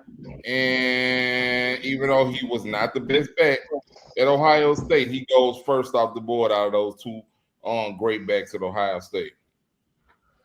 Well, I got Travion Henderson also, man, at number 12. Yeah, man, I'm a huge fan of that guy, man. Apparently, Sean Payton, he wants somebody that he could utilize the way he utilized Alvin Kamara, with speed, explosiveness, that could catch the ball. And Sean Payton has proved last year, even his time with the Saints, that he's gonna do whatever he wants, no matter what anybody thinks of what the outcome is and how it may look. Obviously, he showed it with Bo Nix. So and I think at number 20 they're gonna go Travion Henderson at with the 20th pick. Let's go to number 21, the Pittsburgh Steelers. With the Oh, 21st pick in the oh, NFL draft, the Pittsburgh Steelers select and annoy the hell out of Shadur Sanders, Colorado. Um, Oh, You know what's crazy is what I do is sometimes I'll just look at betting lines with these players, and what's crazy is obviously the Saints are picking at 9, and Sanders over under where he goes was not 9 last week. Now it's 21, exactly where the Steelers are picking. That tells me he's gonna fall down to at least like 17, 18. I think he's going to be available here. I think Mike Tomlin's going to roll the dice. He missed on Kenny Pickett. I think this is his second chance. Well, obviously, he missed on like even like getting Lamar Jackson, whatever. I think Mike Tomlin gives it another shot here. I hear he likes Sanders. I hear Sanders likes Tomlin. I thought Sanders was the best quarterback in this draft, and I think this is the best fit for him. Honestly, I think this would be an awesome fit for him. Um, uh, I think they got to roll with it because even if you sign Rodgers, it's going to be a 1-year deal, and that's going to be it. Unless Rodgers wins you the Super Bowl, he's not going to get extended. It's probably Rodgers last year in the NFL. Sanders sits behind him for a year, and then it's Sanders time in Pittsburgh. So, and I think Dion would be ecstatic about this pick because he goes to a proven franchise. A franchise is going to keep a coach around and let you build with that coach, a proven winning franchise. I think he ends up a Pittsburgh Steeler, and I don't think it could have worked out even better for him. I 1000% agree with box office here. And look, I wasn't the highest on Shador, but I will say this. This is a great spot for him. They went out and got DK Metcalf this offseason. You got to get him a quarterback to throw him the ball. And Shador Sanders is right here. Some of he's the best quarterback in this draft. This is a great pick. And dare I say, a shot at offensive rookie of the year if he's the starter. All right. You might be on to something there, X. I think he might have a shot at being offensive rookie of the year. Being the real black and gold. Here we go. So, with that being said, he's already gone off my board. Shador Sanders went 9 on my board to the Saints. However, if he does not go to the Saints, this is where he will land. This is most definitely where he will land. He will not drop out of the first round. He will get picked right here, and I will have a knot in my throat, trying not to cry. But if he is not there, I think I think that they go with Jackson Dart. Wow. And I think that they're going to take a quarterback. I think they're going to take a quarterback because they're in a mess right now. They're in a mess right now in the quarterback position. So I think Tomlin, he's probably working with the GM to try to find who they are going to take if Shador Sanders is not there. And lots of people, and I think the press has done a great job of marketing Jackson Dart because I don't think he's a first round talent, but I don't even believe he's the third best quarterback in his draft, but he will be the third quarterback taken. So if he's available, I think the Steelers are going to take him if Shador is not there. I think they take a quarterback and it's going to be him, Jackson Dart. Number 22, I'm going with, 21 for the Pittsburgh Steelers. I'm going with a defensive lineman, Derek Harmon, for him. I think they trying to find their next Cam Hayward. Hayward, is at that time right now, and I think that's this is a good pick for them, and I think they can get a quarterback later in the rounds. I just don't think Shador is going to drop all the way down to 21 to the Pittsburgh Steelers, man. So I'm going with Harmon. All right, Well, let's go to the number 22 pick, the LA Chargers. well, Keo, if you truly don't think he's gonna fall down, go put your whole bank account on the under 21 because that's what Shredder's listed at. So, all right, so the LA Chargers will select a Michigan Wolverine. Um, uh, Jim Harbaugh knows all these Michigan guys. These are guys he recruited. I think Loveland, if Loveland is here, he'll take them. But I think the Colts get Loveland ahead of him. So he rolls with another Michigan guy, Kenneth Grant, the other defense tackle that was next to Mason Grant, who's, I think, going to be a long-term defensive tackle in the NFL. Not as good as Mason Grant, but solid, very good. And no one and no one knows him better than Jim Harbaugh. And he'll always already know the defense and the expectations and the coaching style if he lands here. I think Kenneth Grant is hoping to end up here. And I think that's the pick. Harbaugh goes with a Michigan guy. Last year, Lad McConkey had a great year. Now they added Najee Harris in the offseason. You're right. It's a Michigan guy. He was right about the first guy. He would drop to this pick. I got Colston Loveland, the tight end from Michigan. I think this is the easiest pick for me. Not gonna say the easiest, but one of the easiest picks in the later round. I got Colston Loveland going to the LA Chargers. Yeah, man. I think we all know that Jim Harbaugh, he's gonna be high on picking his own players that played for him at Michigan. I think hell, I think I was really surprised he didn't take Blake Corum last year. But Me too. I think that Colston Loveland is still on my board. So yeah, he definitely picks him tight end out of Michigan. And I actually think it's a great pick for him. I think that helps them a lot.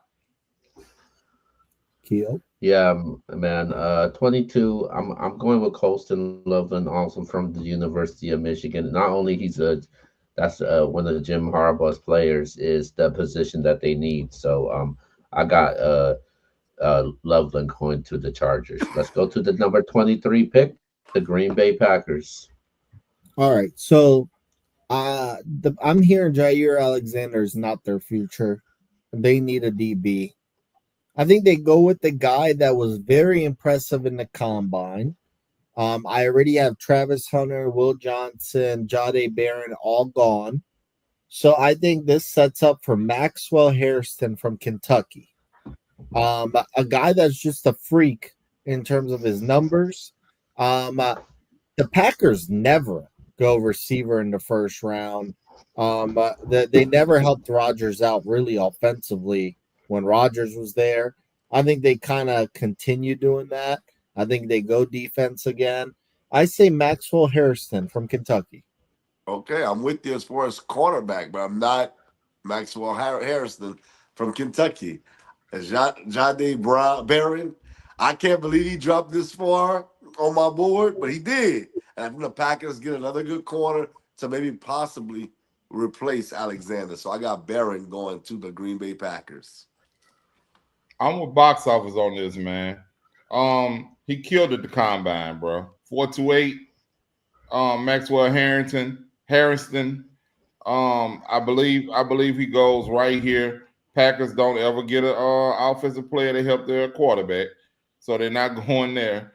I think that he has all the intangibles to make him a good player. And Kentucky wasn't very good this year, but he was one of the bright spots on their team. When you're on a bad team and you're pretty good, it's easy for you to stand out. So I think that he stood out for them. Yeah, man. I'm going with Jade Barron from University of Texas for the Green Bay Packers, man. I think that's the pick to go. I think he's the best defensive back available. Number 24, the Minnesota Vikings. All right. So they lost the safety Cam Bynum to my Colts. So that leaves a void to fill. Nick Amenwari from South Carolina goes to the Vikings. I think it's a good fit. I think he falls in their lap. no one has no one has less picks in this draft than the Vikings. They only have 4 picks. So if they trade back for more picks, that wouldn't surprise me. But I think safety is a void. We also don't know how long Harrison Smith has left. So I think Worry from South Carolina is the pick. Yes, and they hit a home run with this pick. I think they hit a home run. I love this kid. I watched him in the SEC.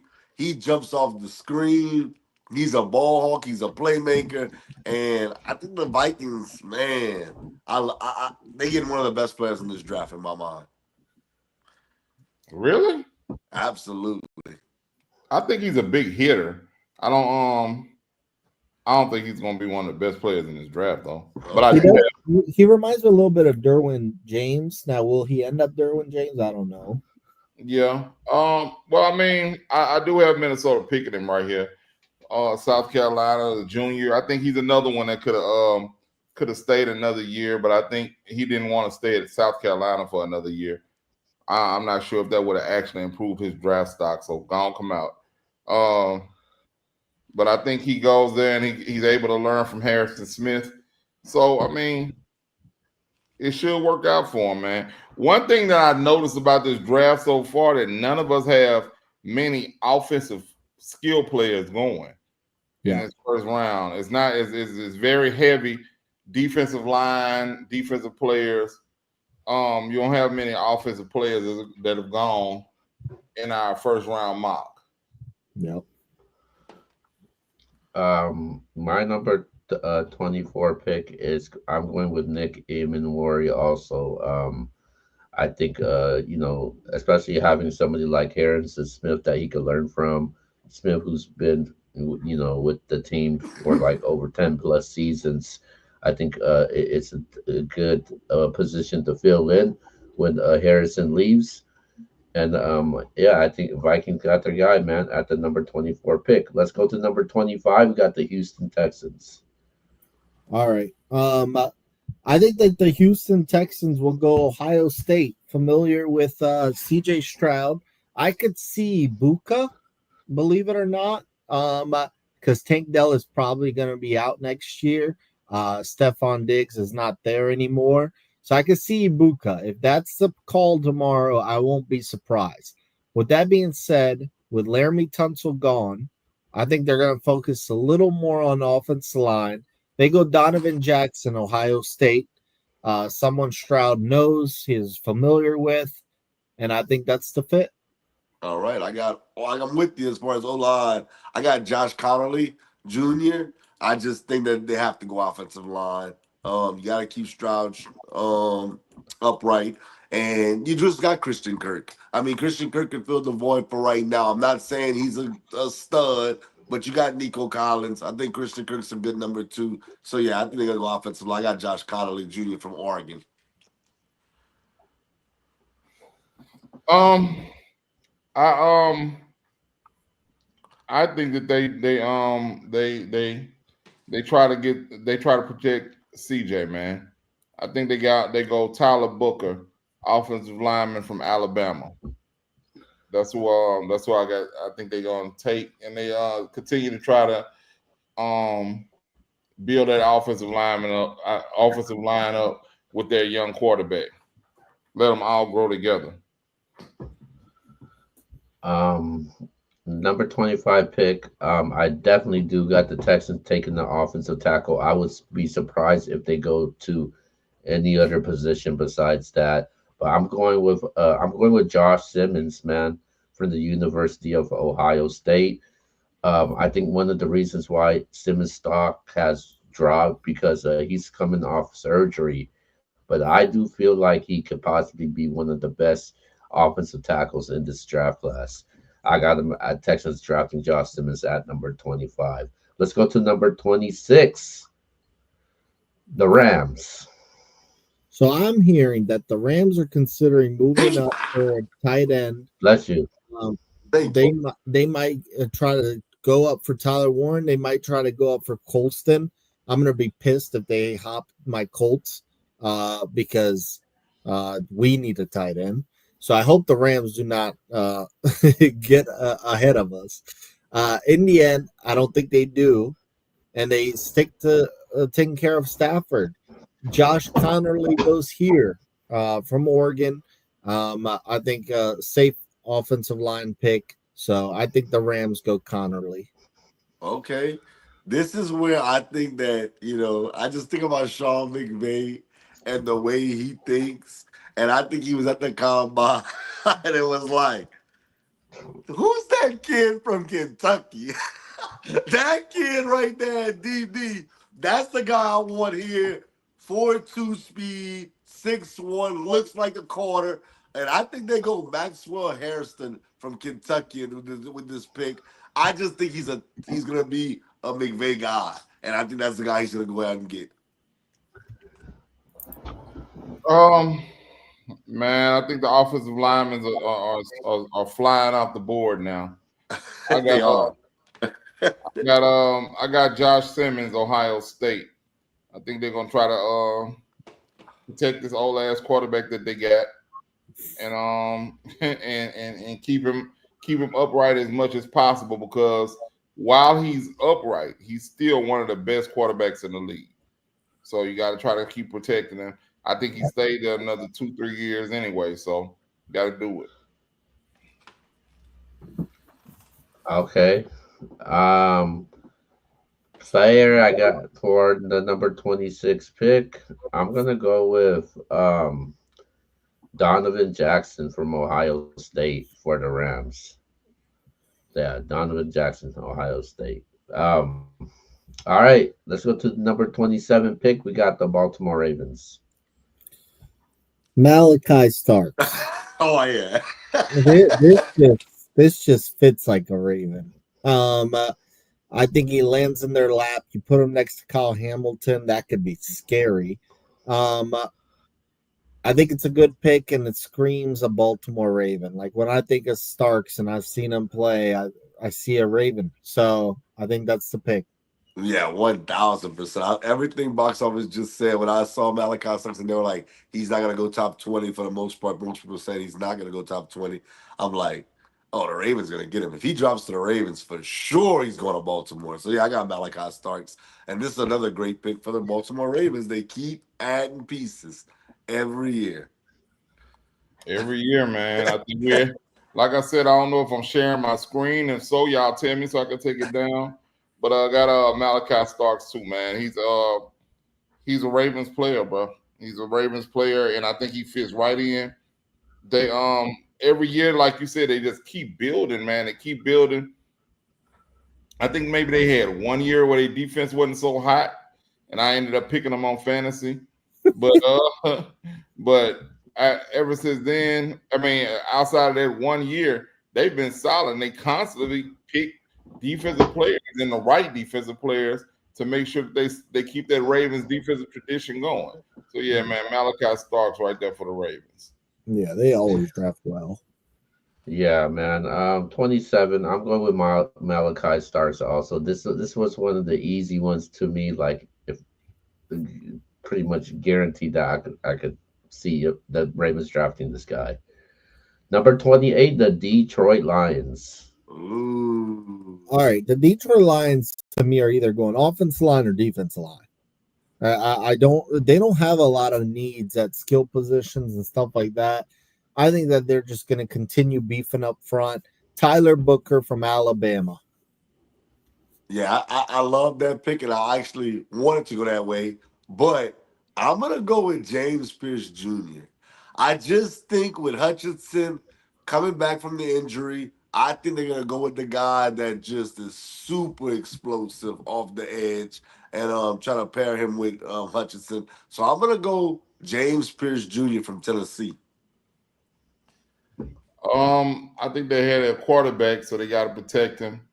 They're going with another offensive lineman off the board, man. Donovan Jackson from Ohio State, the big guard over there, man. I think he's gonna be there, and I think he's gonna pan out for him as well. Um, I got the Lions taking Tyler Booker from the University of Alabama.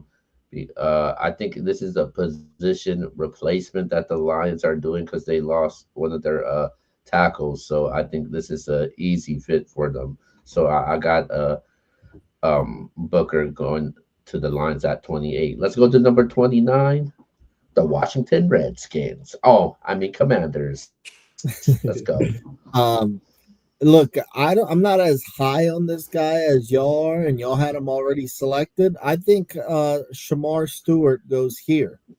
Um, uh, they could use more defensive linemen, and I think that they take a little bit of a risk here just because we don't know if he's going to end up as good as we see off based off his size. But I think that they take a risk here. Shamar Stewart. Okay, I'm with you as far as defensive lineman, edge.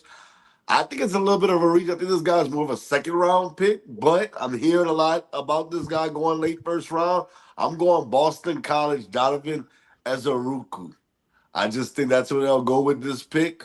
I'm not gonna say I love it, but I haven't loved everything the Commanders have done, and they've shown that I don't know what the hell I'm talking about because they went to the playoffs last year. NFC so, title game. so shout out to them. Yeah, man, that's because you made a huge mistake in underestimating that LSU boy Jaden Daniels. You never do that. Never do that. All right, and Uh, I think that they go ahead and they help Jaden Daniels out and pick probably I would say he's probably the third best wide receiver in this draft, Matthew Golden. I just think he it seems like they like him. I read something that they were interested in him early on in the process, but like he has everything. He has everything that you need, man. You know what I mean? He has the speed. He's not as tall as I would like my wide receivers. But he has the speed. He has good hands. I think he was probably the best overall receiver at Texas this year, and their offense was explosive. So I think he's still around, and they picked Golden. Okay. all right. I got the Commanders taking Jihad Campbell at number 29. I think they need a defensive presence on their team. I'm going him at number 29. Let's go to number 30, the Buffalo Bills. All right. I think that the Bills will go defense, and I think they need to go defense. Trey Amos, DB from Ole Miss, I think is who they go with here. I think that they need to get better in the secondary, and I think that they just think get the best guy off the board at that time. Trey Amos from Ole Miss. I got you. I'm hooking you up. Trey Amos, I got you though. I got you. He's from Louisiana, New Iberia. They went Keon Coleman last year. They go back to the boot. I know he played Ole Miss. They go back to the boot. They draft Trey Amos from Ole Miss. And I agree with Box Office again. Me and Box Office have a lot of the same picks. All right. This one I kind of just, as you know, I only did my first 10, so I kind of was reaching. I looked and see who hadn't come off the board yet that I definitely knew was going to be a first round pick right there, and I looked at Buffalo's needs. I got Kenneth Grant, Michigan defensive tackle right there. He's still on my board. They need defensive help, and he can help them. So yeah, I got Kenneth Grant going to them. That'd be a good pick. Mm-hmm. All right. Bills, I'm going with cornerback Maxwell Hairston. I think that's the position they'll go with. They definitely do need a cornerback um, for Buffalo. So I got him at number 30. Let's go to number 31, the Kansas City Chiefs. All right. So why they lose the Super Bowl? Because they could not, hold the defensive line from the Eagles. They got to go offensive line. I'll be shocked if they do anything else here. Maybe defensive line, but offensive line has to be the priority. I'm going to go Josh Simmons from Ohio State here. I think he falls a little bit because of his surgery and all the other stuff he's got going on. At the end of the day, I think it could be a great pick. Josh Simmons. Okay, so I think as far as what we all saying, I think there's a lot of offensive linemen going. So we may be wrong as far as the player because we don't know exactly what teams like, who they like more. But I'm with you. I think they're going to go offensive lineman. They have to go offensive lineman. I'm going to go with the kid from North Dakota State, Graves Zabel. I just think that he's versatile. You can play him in different spots, and Kansas City definitely needs that. So that's where I'm going with that pick. All right. I know it's a reach. I know it's a reach. Here we But go. I do have them going offensive lineman, and they get the other great offensive lineman from LSU, Emory Jones. Oh no, they're not driving every Jones. See, I ain't gonna hold Man, you. hey man, that's why I think he's the best offensive lineman still available in the draft at this point. And I think they go with him. I think they go with him, Wow. and I think he helps them. I think he helps them. I think he's a first round talent, even though most people have him going in late second round. But Third round, fourth round, possibly. I think he's not gonna be around fourth round, He man. might be, bro. With all the linemen going early in the draft, he might be surprised. Yeah, man. But that's why I think he'll go earlier because all these other linemen are already gone. Every team needs a good offensive lineman. But I Okay. think they go with Emory Jones to help them. You got to keep Mahomes upright, man. You got to keep them people off of him, or he's just as effective as any other quarterback with defensive linemen all in his face. Okay. Yeah, man. Offensive line definitely for the Chiefs. I'm going with Josh Connerly Jr. For the Chiefs. I think they need help on the offensive tackle position, especially what you've seen happen in the Super Bowl. That, that's where I'm going with at number 31. All right, Okay. let's go to number 32. The Super Bowl champions, the Philadelphia Eagles. Last All one. right. So the Eagles lost two defensive linemen. So I think that they're just gonna keep going with that. Milton Williams and Josh Sweat are gone. I think that they're just gonna keep going defensive linemen. James Pierce from Tennessee falls here. Um, uh, I don't see him going much earlier than that, unless the team is just really sold on him. I know he's got a lot of they say issues. I don't know. All I know is the Eagles have no issue taking those type of players, and it's worked out for them. So James Pierce becomes a part of their rotation, and it could end up a stud.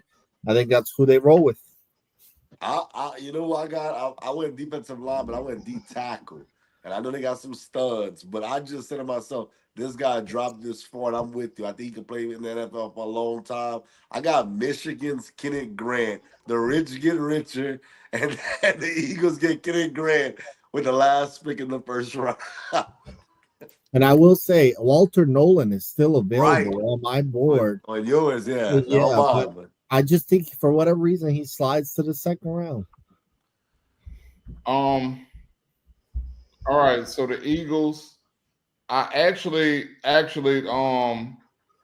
think that they actually trade up. I think they traded up. I don't think they're going to be picking at 32. They they they they love defense, and I think they pick up. I think they trade up somehow and end up with Michael Williams. I think that that's what they end up doing in the draft. To be honest with you, but if they are picking here at 32, I'm not sure how to say this dude's name. Boston College Donovan that's a real cool. Ezeruku. Yeah, Ezeruku. I think they go that route with the edge rusher. Even though I don't believe that they stand pat at 32 because they got draft picks to get rid of, and and I think that they just going to be aggressive. Their front office is one of the best in the league by far. So I think if they target a player like Michael Williams, they're gonna trade up to make sure they go ahead and go get him. So I believe they're gonna trade this pick and they're gonna be picking in the early 20s. Well, they love Georgia Bulldogs. They They love do. them with all their heart. Um, I got the Eagles going with a defensive tackle, and I'm going with Tyleek Williams from from the University of Ohio State. The Eagles will get a defensive tackle. And that rounds up our first round, man, of our mock draft. Yay! Hey, that took Um, up about an hour. Wasn't bad. I'm happy with it. I wouldn't. That surprised me. That all really right. surprised Well, the president. before we get out of here, man, give me your top five best players in the draft on the draft board right now. Okay, I'll go first because I have my top 10 already written out over here. But I obviously fit matters. So this list might change for me next week. Depending on the fit. Real quick, I think Abdul Carter is the best player in the draft. I think he's one of those players no matter where he goes. He could go anywhere. Raiders, Chargers, Saints, wherever. He's going to be a stud. Abdul Carter, number one. Number I two, hate him if the Saints get him. number two, Mason Graham. I think Mason Graham's a stud. I've seen enough at Michigan. He disrupts everybody that he goes up against. Mason Graham, I think, is another guy. You put him anywhere, he's going to ball out. Number three, Ashton Genty. I've been on the Ashton Genty train all year last year. I thought he was more deserving of the Heisman. He balled out against good competition. Oregon, Penn State. He did it all. I'm sold on Ashton Genty as a 10-year running back as long as he stays healthy. Reminds me a little bit of Steven Jackson back in the day. I like Ashton Genty. I like Ashton Genty. All right, number four. I'm going to go Will Johnson. I put an asterisk, though, depending on health. Obviously, the asterisk could go for anybody here. We're assuming these players are going to stay healthy. Will Johnson's got great size for a corner. He's big. I saw enough at Michigan to say, wow, that guy can play. He just needs to stay healthy. And number five, I'm going to go Travis Hunter. But I am more of a Travis Hunter fan on defense. I think he's a lockdown corner. Sure, he gets beat sometimes, but that's any corner. I'm not sure about Travis Hunter as a receiver. He's not the biggest. I think the Cleveland Browns would be a terrible fit because Kenny Pickett's going to be throwing to him, it looks like, and that's all bad. But I do like him on defense. So, like I said, this list is going to change next week depending on fit after I see where everybody lands. Because I think Shadur, I said he's the best quarterback in his draft. If he actually ends up in Pittsburgh, I might have him top five. But I have to see where a lot of these players land. One guy, just I'm gonna say one guy I don't like at all. I don't like Jackson Dart. I don't. He wasn't. Oh, He, man. but he wasn't a top three quarterback for me all year. I don't like what I saw in close games at all. I thought every close game at Ole Miss, he kind of lose himself and start overthinking. Another guy I don't like.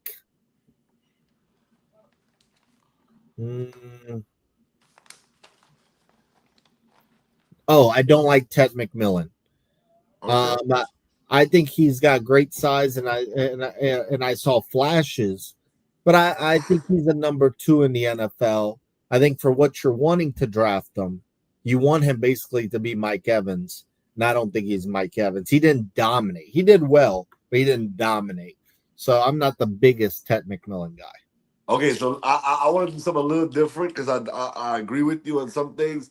I'm not gonna mention the guys who's gonna go top five. Cam Ward. I'll just tell you that I love Cam Ward. I think Abdul Carter's gonna be good, just not as great as he thinks he's gonna be. Travis Hunter. I'm like, I think you have someone like a Reggie Bush career, in my opinion. Um, I'm trying to think of the guys that will go top five. Will Campbell, I have going top five, so I think that he'll be good as well. But I want to name five guys, and my favorite guy is not in those top five. So my best player in the draft to me is Will Johnson.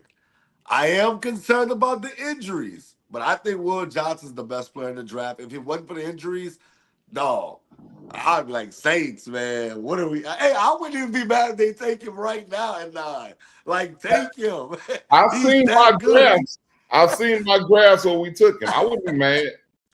Hey, I like Will Johnson a lot. I think he's the best player in the draft. That's with the top 5 guys. But I'm just naming guys that's outside the top 5 that I think is gonna be really good. Another guy I like is Shamar Stewart. I know that box office doesn't like him as much as I do. I think Shamar Stewart, we're gonna look back and say, man, that guy might be defensive rookie of the year. That's how good I think he'll be, especially if he goes to the right situation. But it does matter where he goes. Another guy I like is Jalen Walker. He's a top 5 prospect, but I think he's gonna be really good as well. And I love that he's going to Carolina. He's one of those guys I love too. Nick Imawari. I like him. I think he's gonna be a stud. See, I really believe that in my heart of hearts, this kid is gonna be special. No matter where he goes, I think he's one of those guys. He's gonna rub off on teams, not as far as verbal, but you know how CJ Garner Johnson always makes a difference on every team he goes to. I think Imawari is gonna do have that kind of effect on teams. And then last but not least, I love Tyler Warren. I think Tyler Warren is gonna be a stud, bro, in the NFL. All right. I think that was cool how you did that, X. But I'm going with my real top 5. I don't care if they top 5 or not. Best player in the draft to me, Shador Sanders. Oh God! Wow. Number 1. He's my number 1. Next up, I got Abdul Carter. My number 2. Number 3, I actually got Travis Hunter. I think he's gonna be good. I just don't know if the plan that they have for him at Cleveland, if he ends up going to Cleveland, is gonna work out for him. I almost think that it'll be better for him to go to New England or maybe even the Giants. I think Cleveland is an absolute wrong fit for him.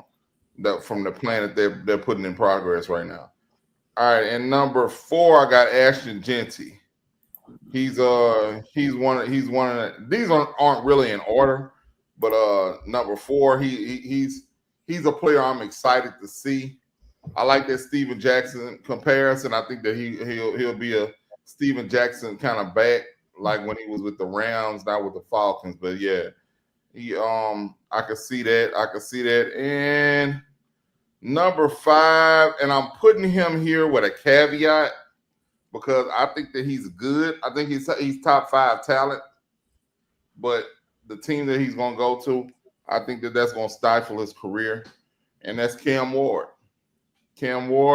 He's going to the Titans, and that's all bad for him. That's all bad for him. I don't believe he has a Jaden Daniels type of talent to go take them, put them on his back and go through the roof, make him a playoff team in his rookie year. And I think that's what they're expecting. That's what they're expecting, and they're not going to put the talent around him to make sure that he succeeds. So I think that he's going to go there. His career is going to eventually fizzle out, and he'll bounce around the league for a little while.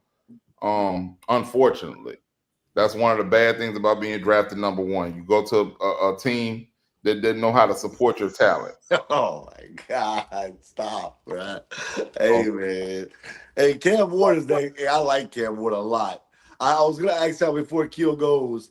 The reason why I say Will Johnson, and this has always been my criteria, I believe Will Johnson's the best player because it doesn't matter where he goes, he'll be good.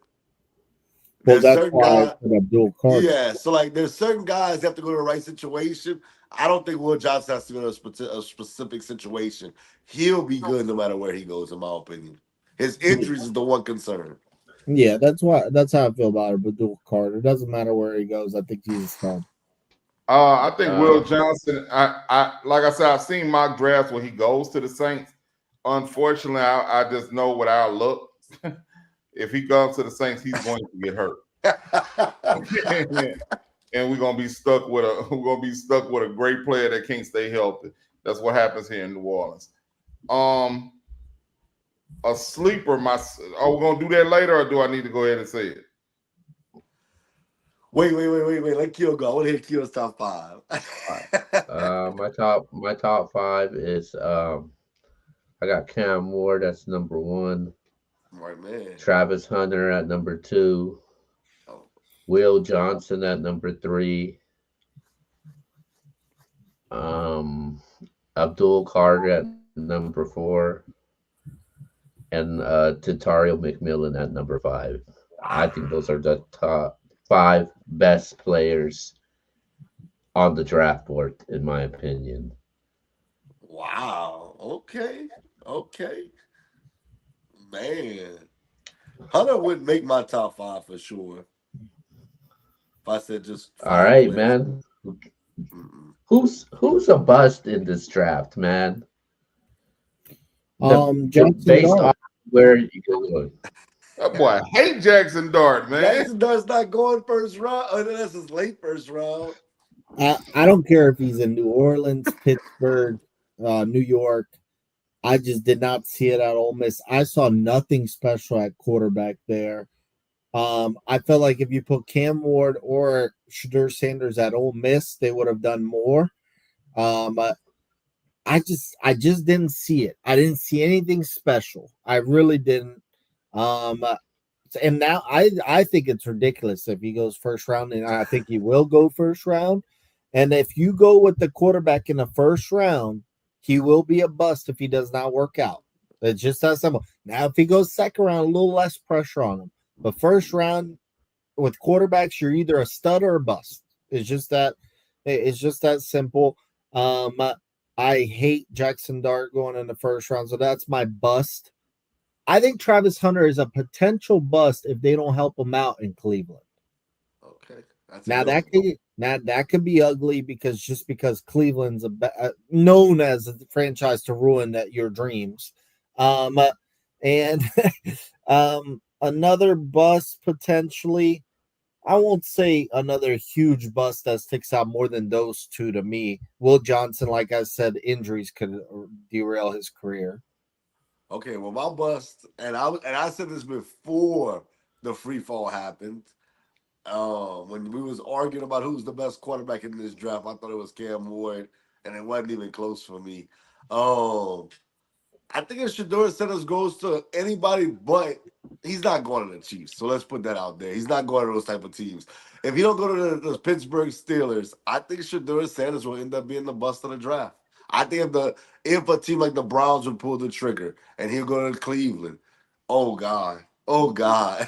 You think It'll you be think Wow. the, bad. you think the So Giants is bad? I think the Giants, he does have Malik, so that would help him. And I know Judy played well down the stretch, but the Browns are just, oh God. Oh, but I think that Shador, unfortunately for me, he's not going to live up to the hype unless he goes to Pittsburgh. Pittsburgh is the one team I think that if he goes to the Saints, I think he's a bust. I really do. And I'm a Saints fan. I think Shadur says when we look back, I'll be able to give you all my real bust after the draft is over. But today, I think it'll be Shadur Sanders if he doesn't go to the Steelers. All right.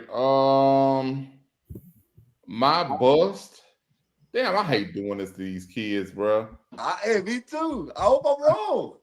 I hate doing it to these kids, man. But I think it's Amari and Hampton. Oh yeah. I think he goes. If he That's a goes good 12 one. like you think, Yeah, yes. I think he goes to the Cowboys, and that's not a good look for him. They don't know what to do over there with a running back at this point. And I think it's going to be him. And I had another one. Oh, Trayvon. Trayvon. Travion I'm Henderson. trying to see where I had him going. The Broncos. I had him going to the Broncos. Yeah, Travion Henderson. yeah, Trayvon Henderson. I had him going to the Broncos. I think that I don't think Sean Payton gives him enough time to develop. I think he doesn't. I think he does all right this year, but I think Sean Payton's gonna be looking for an Alvin Kamara type of a year from him as a rookie. Like Alvin Kamara jumped on the scene for us and automatically we knew he was the future. He's gonna be looking for that for Trayvon, and he's not gonna see it. So he'll be in the draft looking for another one next year. And I think that ends up making him a bust. He'll be just hanging around Denver for his first 3-4 years, and then maybe bounce around the league, or he'll be in the USFL.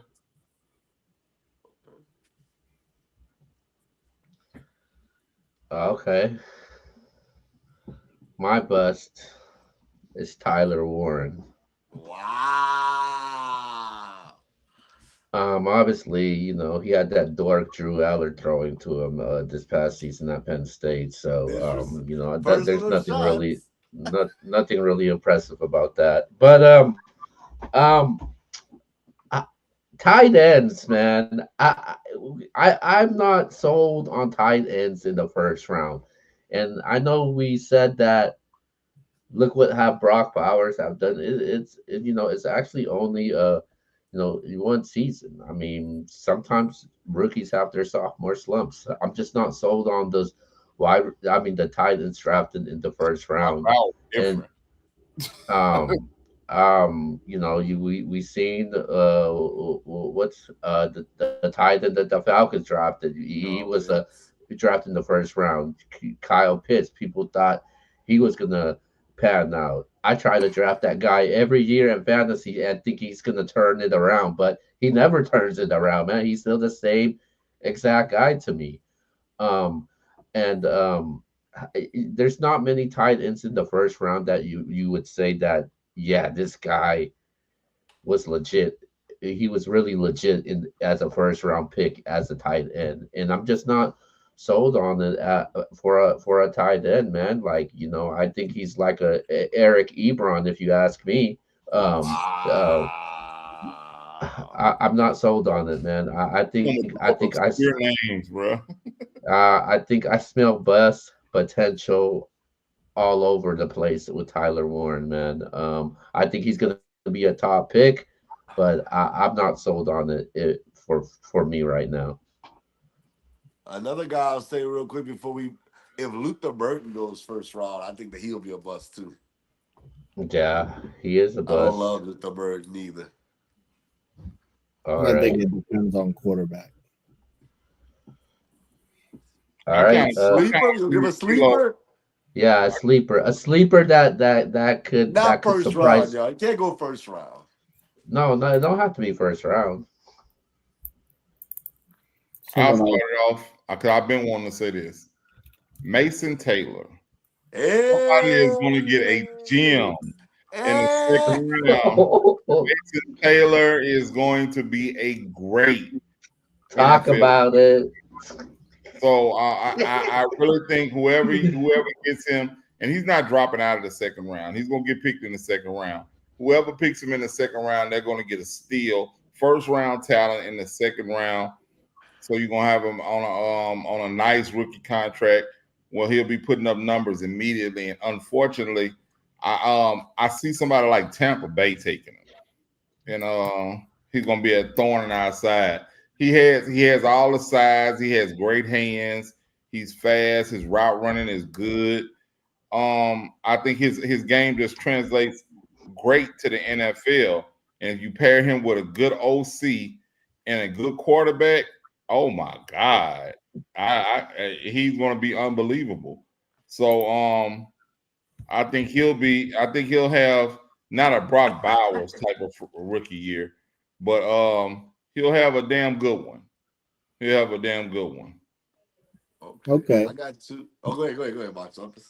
My sleeper is a Texas Longhorn, Andrew Makuba, the safety.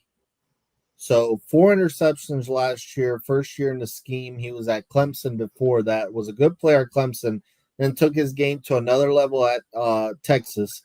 Hard hitter, but also a ball hawk as well. I think a team like Buffalo could use him. A team like the Saints could use him. So Andrew Makuba Oh, to me is not going first round because he's a little undersized as a safety, but I think he would be an awesome third round pick for someone. Okay. Y'all know I love these two guys. One guy I'm more so. I think he's gonna be really good, but I'm also rooting for him. Lafayette's very old, Jack Besh. I think that Jack Besh, and I'm not just saying because of the unfortunate situation that happened to his brother.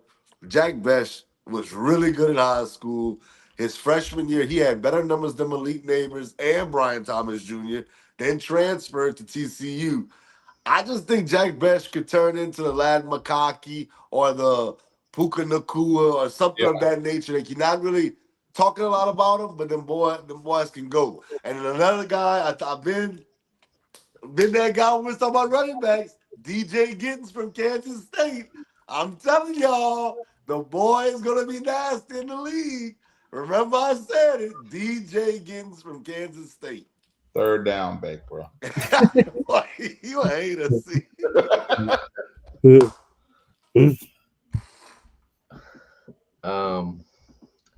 Sleeper.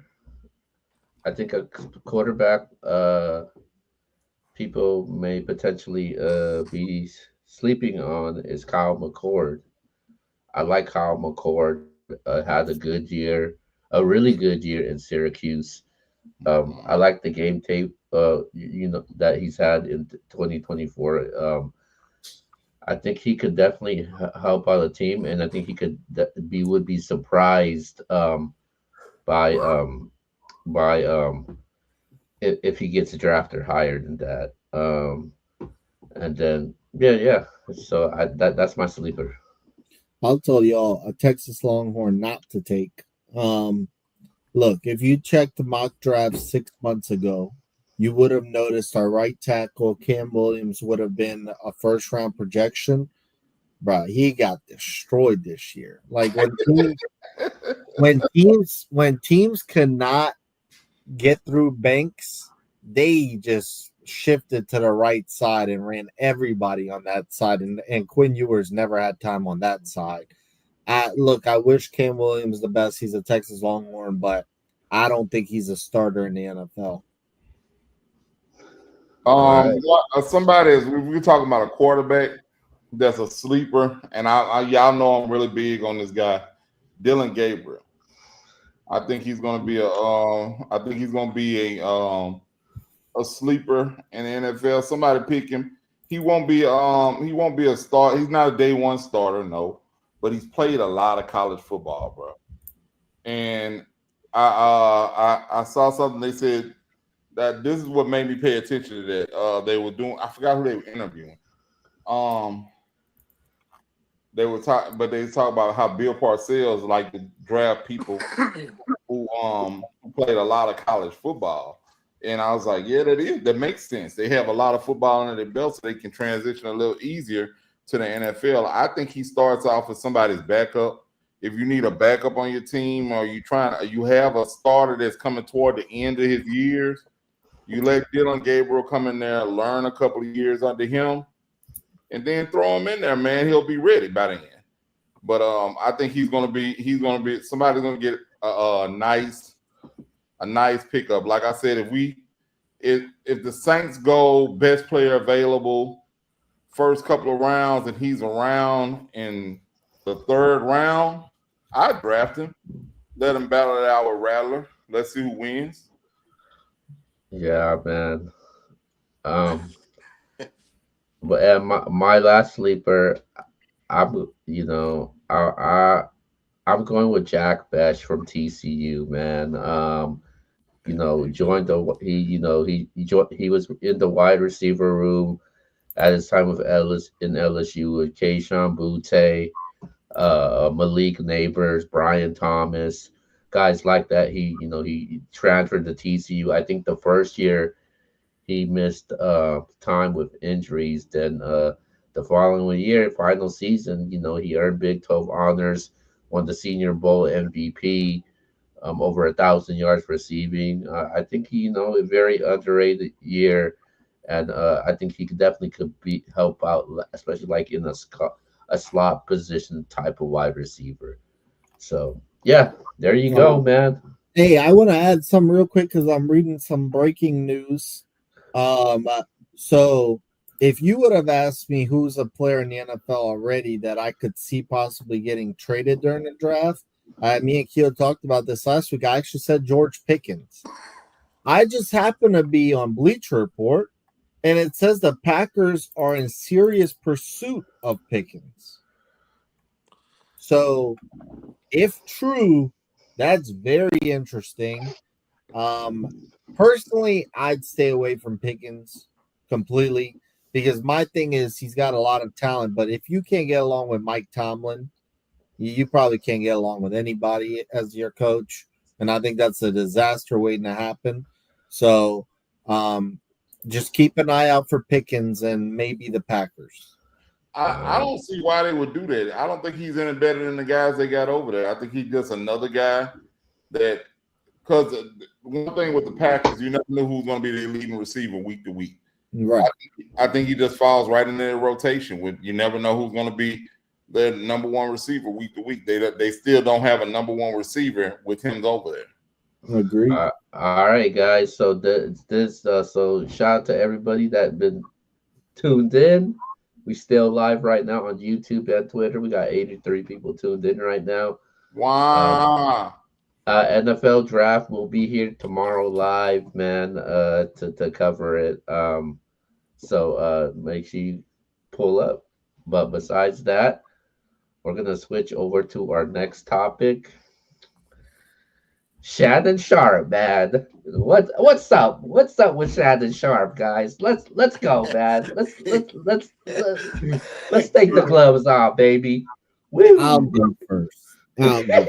So, first off, I want to say I love Shannon Sharp as a commentator, and I saw the back end of his career when he was with the Ravens. He's a Hall of Famer, and I love watching him. Like I loved Undisputed. I'm actually one of those people that watch Skip and Stephen A. and Skip and Shannon. And I have not watched First Take in years because I was an Undisputed guy. And I loved Shannon and his character on there. I love his personality. And then I love Club Shay Shay. I've watched a bunch of those interviews. And then I will always watch Nightcap, him and Ocho. I mean, I kind of feel bad for Shannon on Nightcap sometimes because Ocho clearly don't watch a damn sport besides football. and you can tell Shannon's like teaching him through it the whole time. And I love Ocho too. He's entertaining and funny, but I watch way more sports than Ocho. So Shannon, call me if Nightcap is hiring. But but here's the thing though. More than anything, I'm just disappointed in Shannon because I'm not saying he's guilty and he did all these things that he's accused of. I'm just disappointed that he put himself in this position. He's in his mid-50s. He's got kids older than this chick. This chick was 19 when he met her. He's apparently become a grandpa. One of his kids had a child. See, you're a grandpa. Imagine you and your wife getting divorced and you're hollering at 19-year-olds. Like Shannon is way too rich for that. He is way too, I don't know, like exclusive for that. Like, what are you doing? It's kind of reminds me of KD when he's arguing with 12-year-olds from Iowa on Twitter. Like, why? Like, you're too big for that. And same thing with Bill Belichick and his relationship. Like, what are we doing here, bruh? Like, I understand, like, younger chicks are always going to look better and whatever, but at the end of the day, like, what do you have? What does Bill Belichick talk to about with his girlfriend? Same thing here with Shannon. Like, what are you going to talk to her about, bro? She's not there to talk.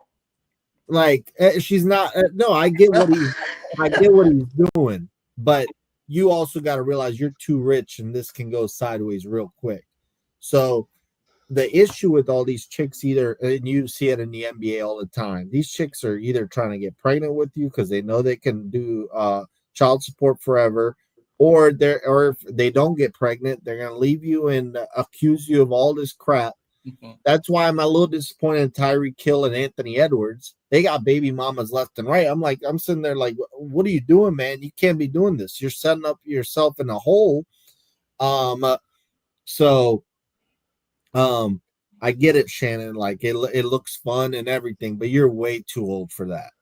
Way too old for that, bro. He's like 55. If a woman was 35, that's still too young in a way, like not 19 years old. So I'm disappointed in Shannon. One of his sponsors on Nightcap is Rose Sparks, which is a Viagra company. He's always making jokes about I'm on the Sparks, I'm on the Sparks. Well, Shannon, stay off the Sparks right now because like you be getting crazy off the Sparks apparently. But all in all, I don't know what's going on here. I also feel bad for women that are actually go through these things because women that accuse these athletes of this, we immediately assume that they're just trying to grab money, and then it hurts it for those women that are actually affected by this. So, um, all in all, I'm disappointed in Shannon that he put himself in this position. I don't know what the hell Belichick's doing.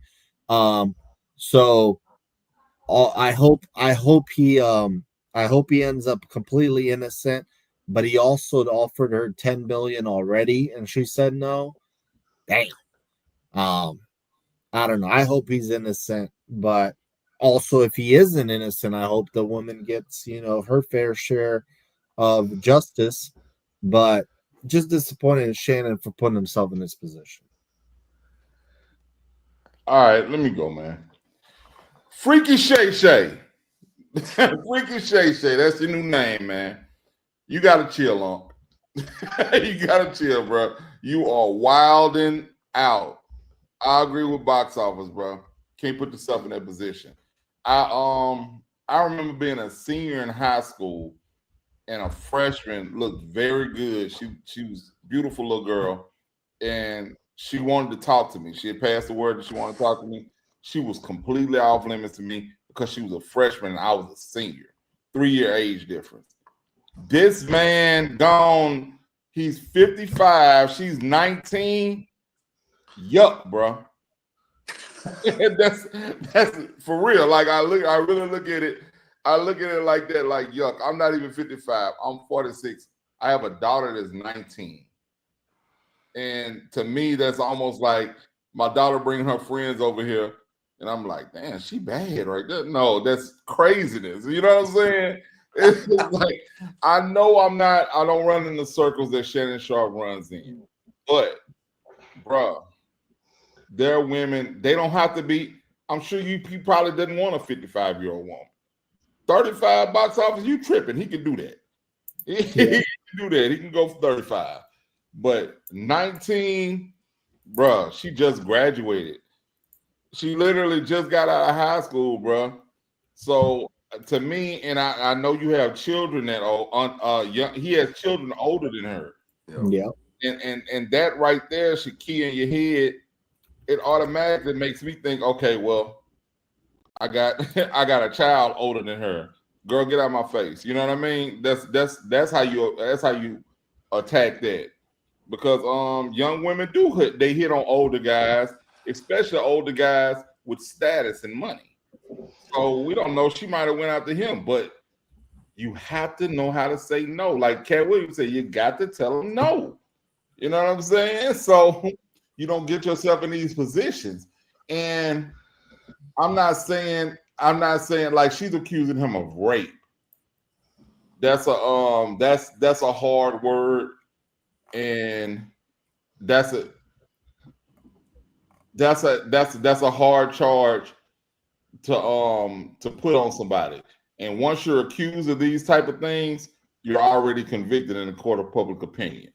You know what I mean? I think that maybe right now that's not so much true because automatically we think it's a money grab when it comes to people like Shannon Sharp and a 19-year-old woman, 20-year-old woman, and then you hear that he released. The best thing he did was release those text messages and to defend himself a little bit, but it actually still doesn't really defend it because a woman can tell you yes 1,000 times and tell you one time no, and you keep going, and that's rape.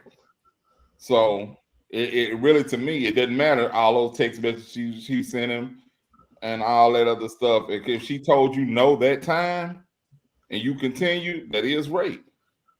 And I think that he's smart enough to know that. I think he's smart enough to know that. So no, do I think he's guilty? And I might be wrong. No, I don't think he's guilty of rape. I don't. But I also damn, Jimmy Butler just messed up my parlay. Anyway, bro. I don't think he's guilty, but if he is, he does deserve whatever's coming to him. The thing is, especially when this happens, when it's a civil suit, not a criminal suit, I'm very skeptical. I'm very skeptical after then. And then her lawyer, I forget what her lawyer's name is. Tony Busby. Yeah, Busby. He's a scumbag. You know, he was the one that I think Jay-Z, if I'm not mistaken, Jay-Z is suing him now because he tried to tie him in with the P. Diddy stuff. Oh. You know, he actually he like targets famous black people with suits like this, and I just don't I don't agree with it. And she picked the right lawyer but the wrong lawyer. You know what I mean? So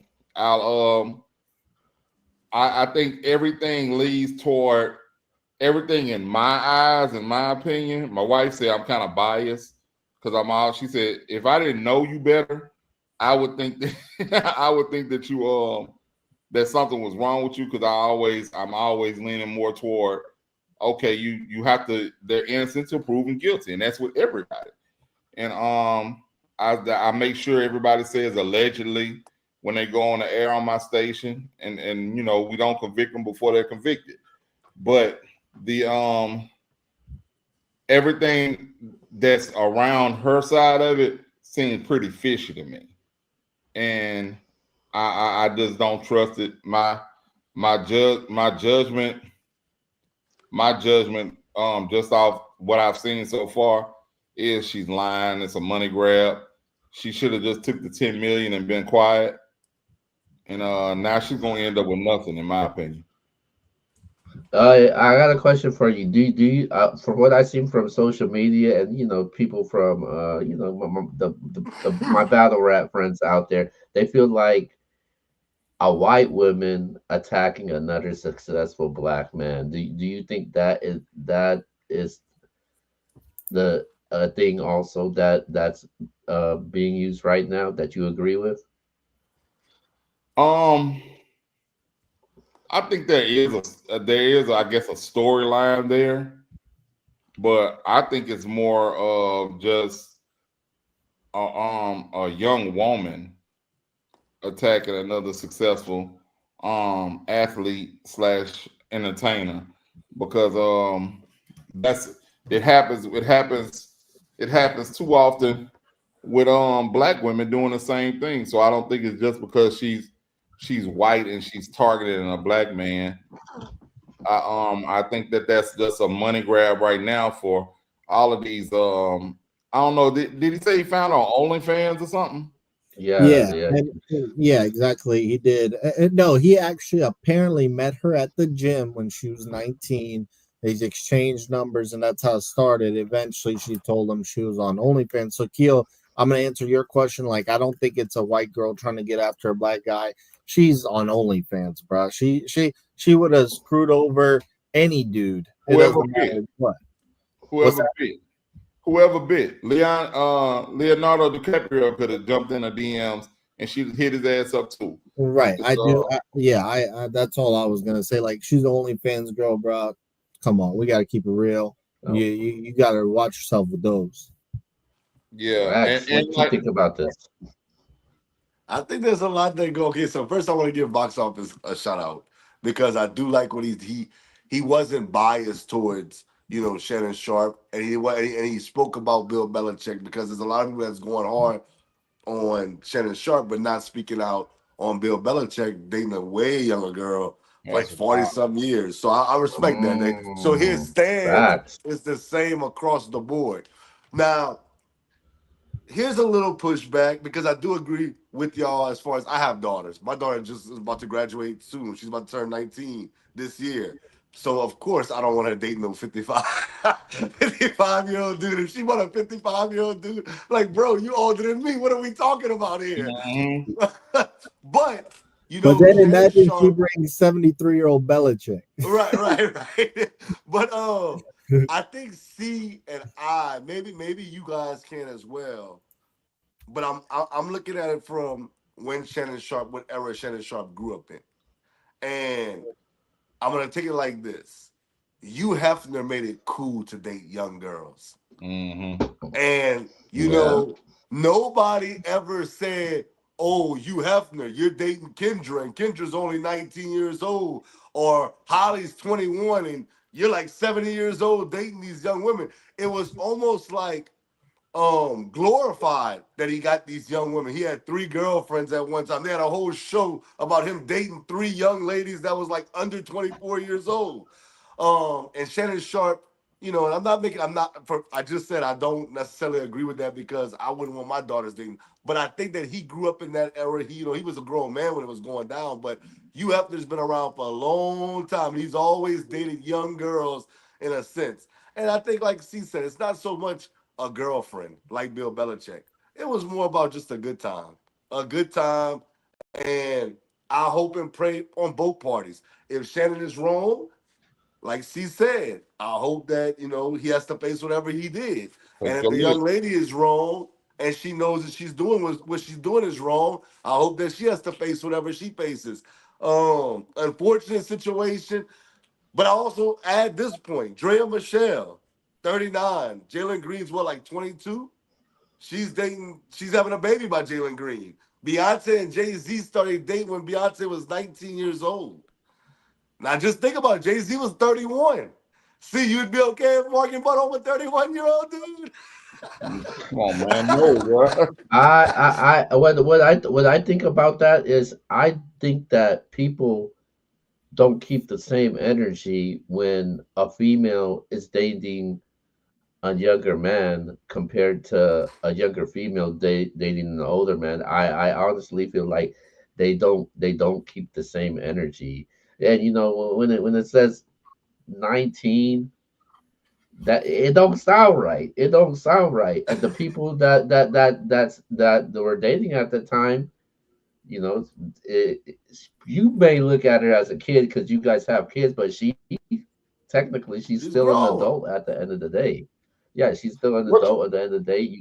You make your own decisions. You you make grown adult decisions. You make those mistakes. You obviously got to learn from it. I don't necessarily agree with all of that that's happening right now. I think there's a lot of things that's we're not sure of because it just don't make sense that she turned down 10 million. 10 million is a lot, man. A lot of people, some rookies don't even get 10 million in certain sports leagues, and she wants it to 50 million.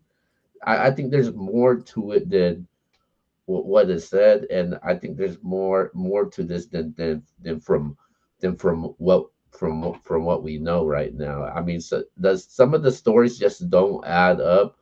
I just on both of the sides, man. And yeah, I think that's the huge problem and issue right now.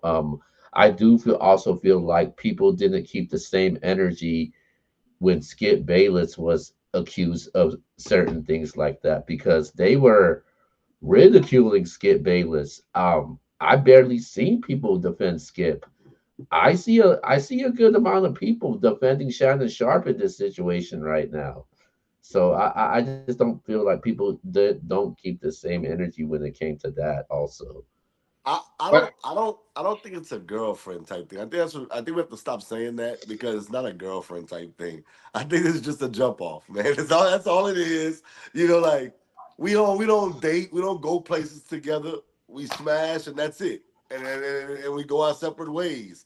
I think that people are, trying to make it seem like that's his girl. That was this girl, man. That was this Yeah, girl. I'm that not that saying was it's not his right. I'm fault. just saying. so he my was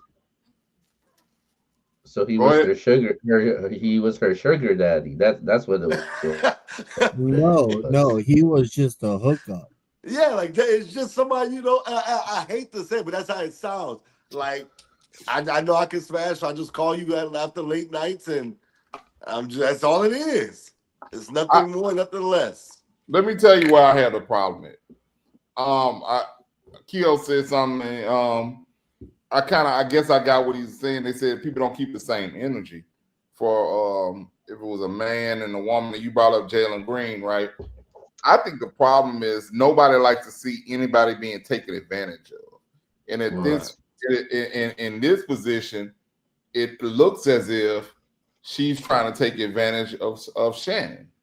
So I think that's why you see more people coming toward the defense of Shannon than they did with Skip. Whereas Skip, it seemed as if Skip was trying to take advantage of her, his position at the company, toward her.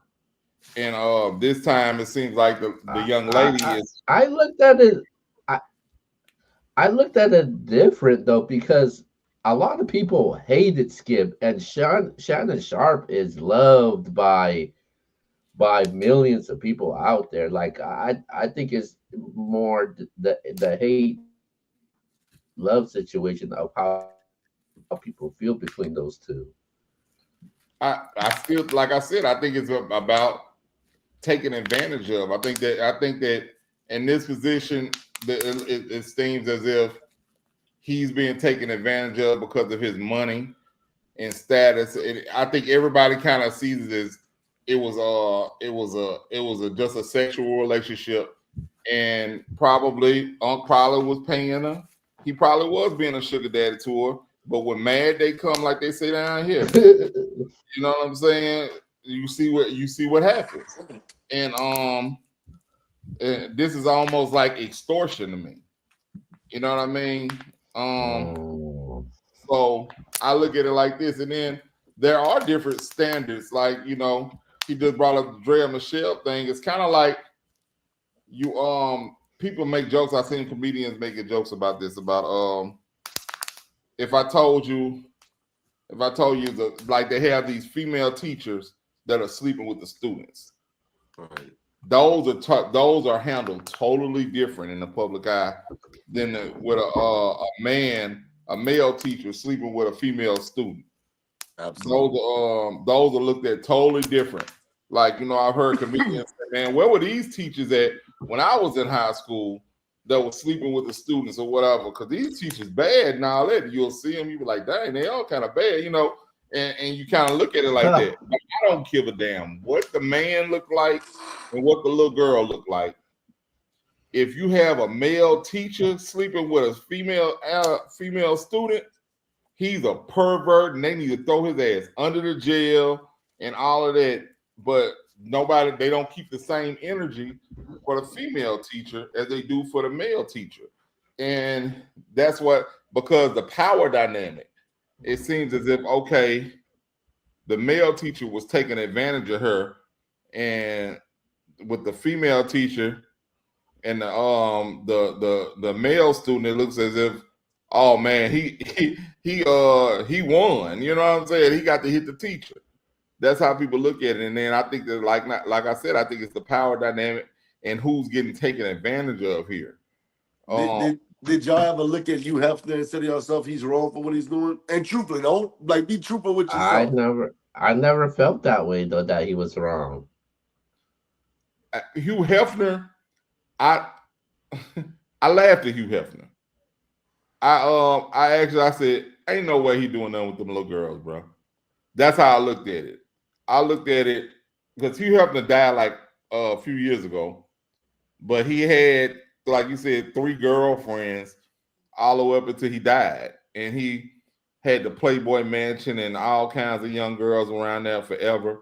I think it was more of an image, and that started in the 70s or 60s when he did it, and he probably did mess with the little girls back then because he was probably in his 40s, 30s and 40s. But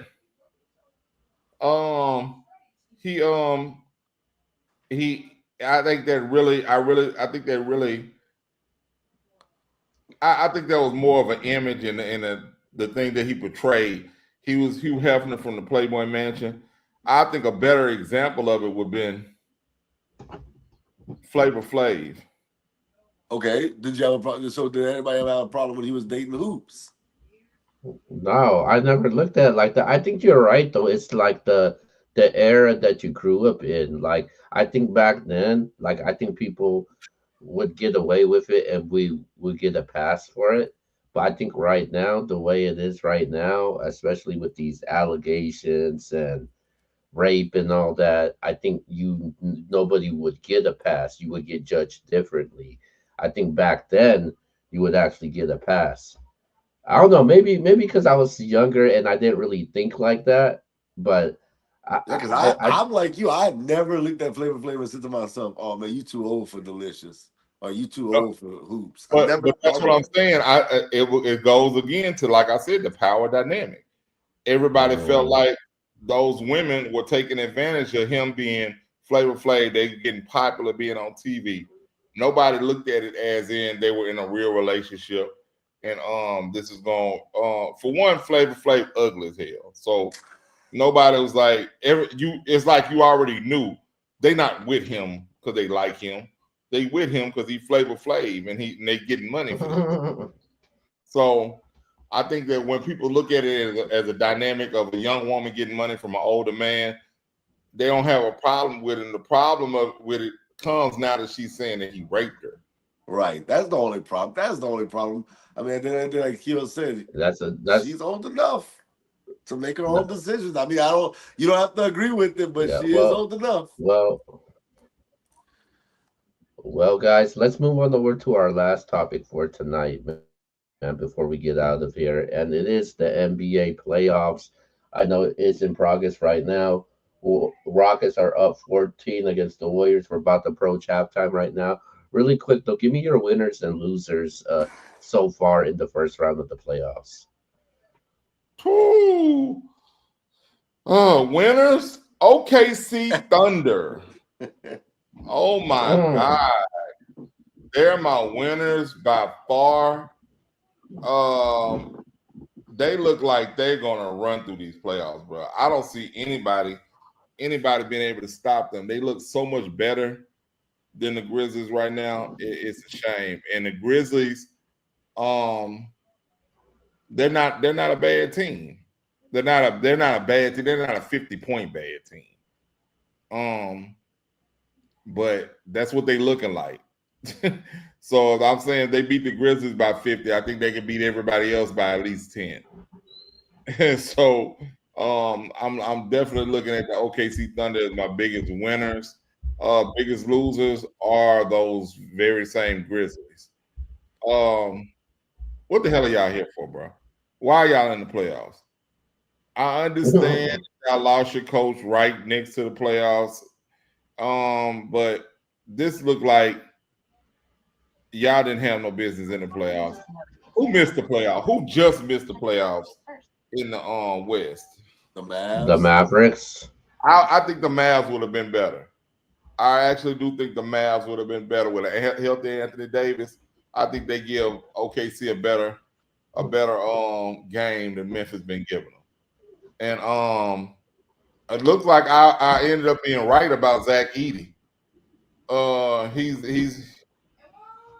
He's what I thought he was going to be in the NBA. He started off the season good in the summer league, and then at the beginning of the season, he looked like he was going to be a force to be reckoned with, and he's cooled down significantly, bro. He's they just look so bad. I think I pulled on low hanging fruit on this when I picked those two teams because it was so obvious, but I can't ignore it. I can't ignore it, man. The my other choices were the Celtics being the biggest winners and the Magic being the biggest losers because that's been the other one-sided battle. The Magic couldn't even win today, and Jason Tatum was out. So yeah, that's mine. All right. I'm gonna go with the biggest winner, and it'll be the biggest loser in the same breath as well. I'm gonna go with the Pacers as the biggest winner. Dame got into it with Halliburton in game one, wasn't even playing, got the technical, and then Dame came back in game two, and guess what happened? They still lost. So I'm giving the Pacers their flowers. To me, that's, you know, you're talking on the sidelines of game one, you didn't play, and game two, you came in and played, and Halliburton let him know, look, you can vote me the most overrated, but right now we have 2-0 on y'all right now. And what's even crazier about that is Giannis is going crazy. I want to say his stats are like 35 and 18, some crazy stats like that. You can't ask for more from Giannis. So I just think that what the Pacers are doing, they're my biggest winner right now. The Bucks might want to just be quiet and just play basketball right now. Play basketball because outside of Giannis Antetokounmpo, y'all struggling right now. Y'all are struggling, and y'all gotta get it right, man. Because if y'all don't, the Pacers will look like they're taking this personal. They're trying to get y'all up out of there sooner than later. Yeah, man, that's the direction I was gonna go with. Freaking, originally picked the Bucks to win the series. It don't look like it right now, man. The Pacers. I didn't expect them to do this to the Bucks right now. I thought the Bucks was gonna take Game Two. Gianna's been balling though. Like he's been doing what he had to do. Dave Lillard for him to talk on Game One only had 14 points to show up for. Come on, man. I definitely have the Pacers as my winners, Bucks as my losers. I'm glad that you brought up the most overrated player thing, because they mentioned Tyrese Halliburton as the most overrated player in the NBA. Let's get the NBS version of this. Who do you guys think is the Oh, most? Who do you guys? Oh, I'm gonna pop up the screen really quick. Who do you guys think is the most overrated player in the NBA? Let's start off with C. Hmm. Put me on the spot right there. Uh, hmm. Damn, man, it's that's a hard one, bro. Um, John Morant. John wow. Morant. John What? Overrated? Morant. Whereas What? everybody everybody was on my tail at the beginning of the season where I didn't have him on my most exciting players to watch list, right? Um I think that he's exciting. It doesn't translate to wins. And we see what's happening to him right now. I said something. I said something last week. I said, what if the Mavs had a call and they would have wanted John Morant for Luca, I said they wouldn't have did it. And X damn near jumped through the screen at me and said, yeah, they would have. And I thought about it like right after I said it. Of course they would have, man. Of course they would have did that. Because he's just a highlight film. He's a highlight film. It doesn't translate to wins. He doesn't score enough for me to be the best player on their team. And like I said, he can dunk on anybody, but can he lead them to victories? I don't think they do anything with him being the best player on their team. So I would vote him my most overrated. Okay, this is the easiest question for me, and I was ready to go when you said it, Keo. By far, the most overrated player in the NBA, and I don't even think it's particularly close. And it's not because I think he's good. I just know that he's got 4 Defensive Player of the Years, 3-time All Star. Oh, There's no way this guy, 7-time NBA All First Defensive Team. And when his career is done, I'm not gonna sit. I don't think this guy is a top 25 player in the NBA. And I'm not trying to be funny. And that's Rudy Gobert. We have to stop. Most overrated player is Rudy Gobert. I'm not saying he's bad. I'm not saying he's bad. But when you think about in past situations, when you think about guys that won Defensive Player of the Year, you thinking to yourself, you may have a guy like the Kimbe Mutombo. You may have a guy like those type of guys. And does he fall in that realm? I'm not tripping if you say yeah, but I just feel like Rudy Gobert is not. He's not like a Keem Olajuwon. He's not like a Shaq. He's not like a Dwight Howard. He's not even Dwight Howard. He's not those type of guys. When you think about how many accolades he actually has, that it screams when you just read it, he's a Hall of Famer. But if you actually watched Rudy Gobert, I don't think to myself, God, that guy was just a beast in the NBA. I think he's a good player that happens to play on good teams, and he rebounds the ball at a high rate because he's so tall. But I don't look at him and say to myself, that guy's a stud. Not at all. Not at all. He's not in the same stratosphere as a Nikola Jokic, a Joel Embiid healthy. I think he's by far the most overrated player in the NBA. And he got a max contract, and they gave him how many number one picks for him? Are you kidding me? That's crazy. X, you were right. I was wrong. That boy's ass. You're 100% right, bro. I'm sorry, John Moran. Excuse the ring, bro. I should have never said that. How many first round picks they gave up for that dude, bro? I gotta look at that. I gotta look that up. If they gave up one, it was one too many. If they gave up more one, than one, multiple. If they gave up one, it was too many. Hold on, I'm about to find this. Kill, you can go while I look this up, man. This is crazy. My most overrated player. I remember years ago I think when we first did the show on Zoom, we had like Duke on there. I think Jasper was on there. The guy that was mentioned of even being a top 10 player, and people were actually making an argument for this guy if he should be a top 10 player. Now he's at the point where he's overrated to me, and I'm talking about Trey Young. I think Trey Young is an overrated player to me. There's a reason why where the Hawks decided to do where Dallas and the Hawks did that trade where Luca and Trey Young. Um, if the Mavericks end up drafting Trey Young and Nico Harrison traded Trey Young, Dallas fans wouldn't be mad about that.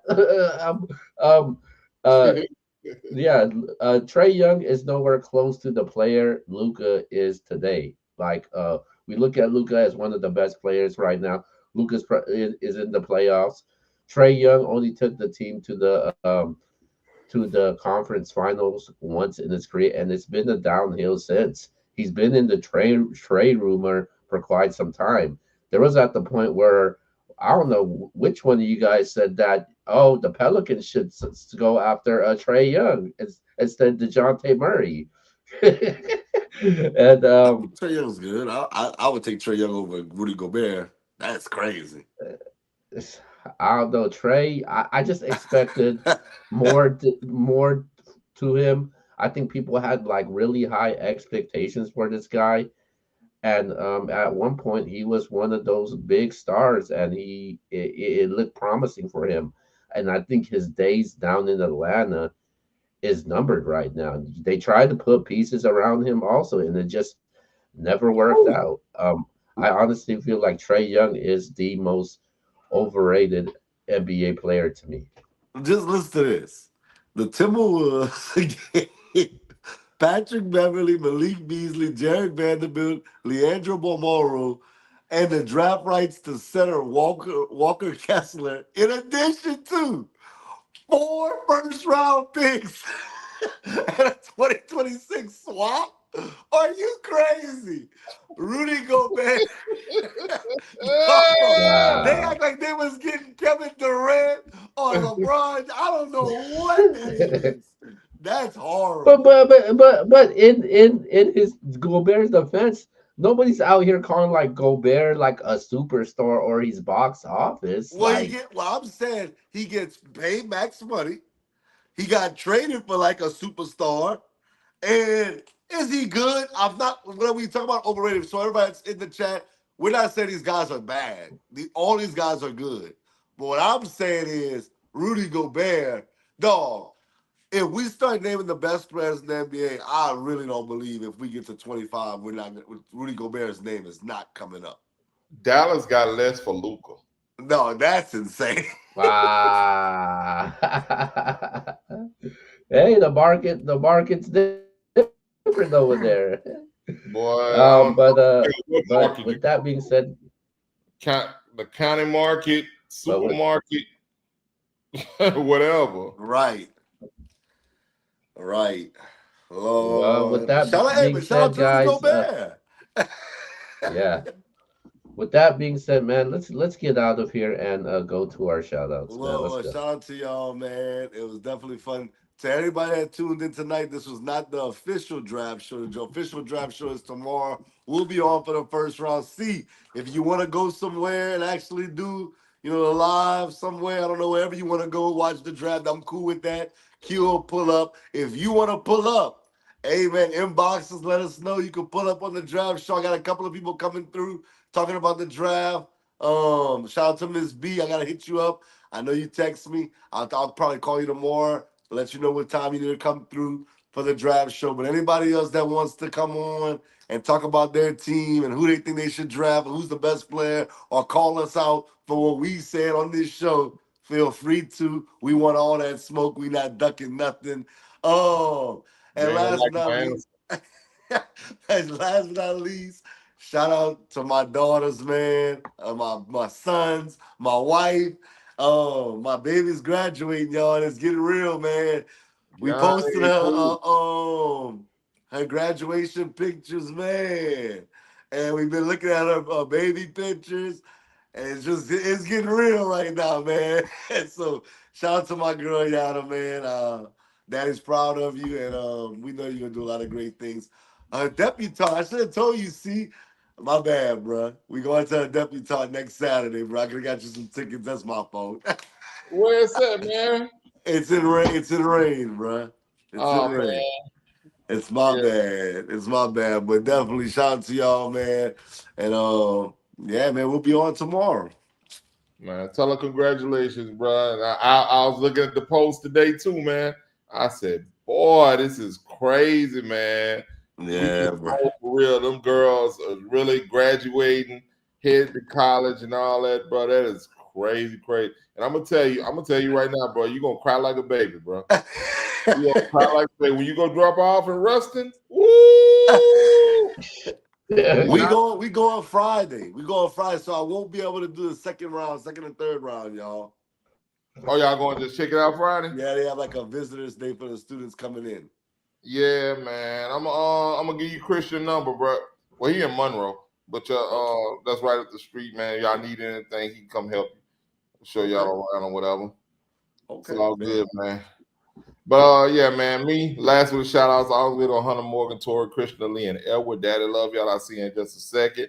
And to my beautiful wife, Patricia, I love you too. I'll see you in just a second. To Pep House Babies, Marcel Carter Bryan, and Azaria Grace Bryan. Pep Have love y'all. I'll see y'all in just a second, even if it's just on my screensaver, because I know y'all asleep. And X, make sure they got housing, man. LSU wilding out on the sophomore housing, bro. We just had I gotta go pay $450 for a deposit on a apartment Oh for mortgage wow. because they don't guarantee housing for sophomores at LSU, only for freshmen. So yeah, man, I What? gotta get my baby an apartment, man. She just sent me the text message with the deposit, man. Almost made me throw up. Y'all let Oh me man, you hold got some. it, man. Hey man, spend that money, man. You big dog. Man, let me hold some, bro. I ain't got it, I ain't got it. God, dog. If it ain't one thing, it's another with that little girl, bro. Get ready for it. For sure, for sure. All right, man. Shout out to CX, Yvonne. Everybody supports the show. We had like 99 people tuned in right now, man. Definitely appreciate you guys on Twitter and YouTube. Subscribe to the channel. We'll be back on live tomorrow for the NFL draft. But until then, this is the NBS show. We'll see you guys next time. We out. Boot up or shut up. Peace.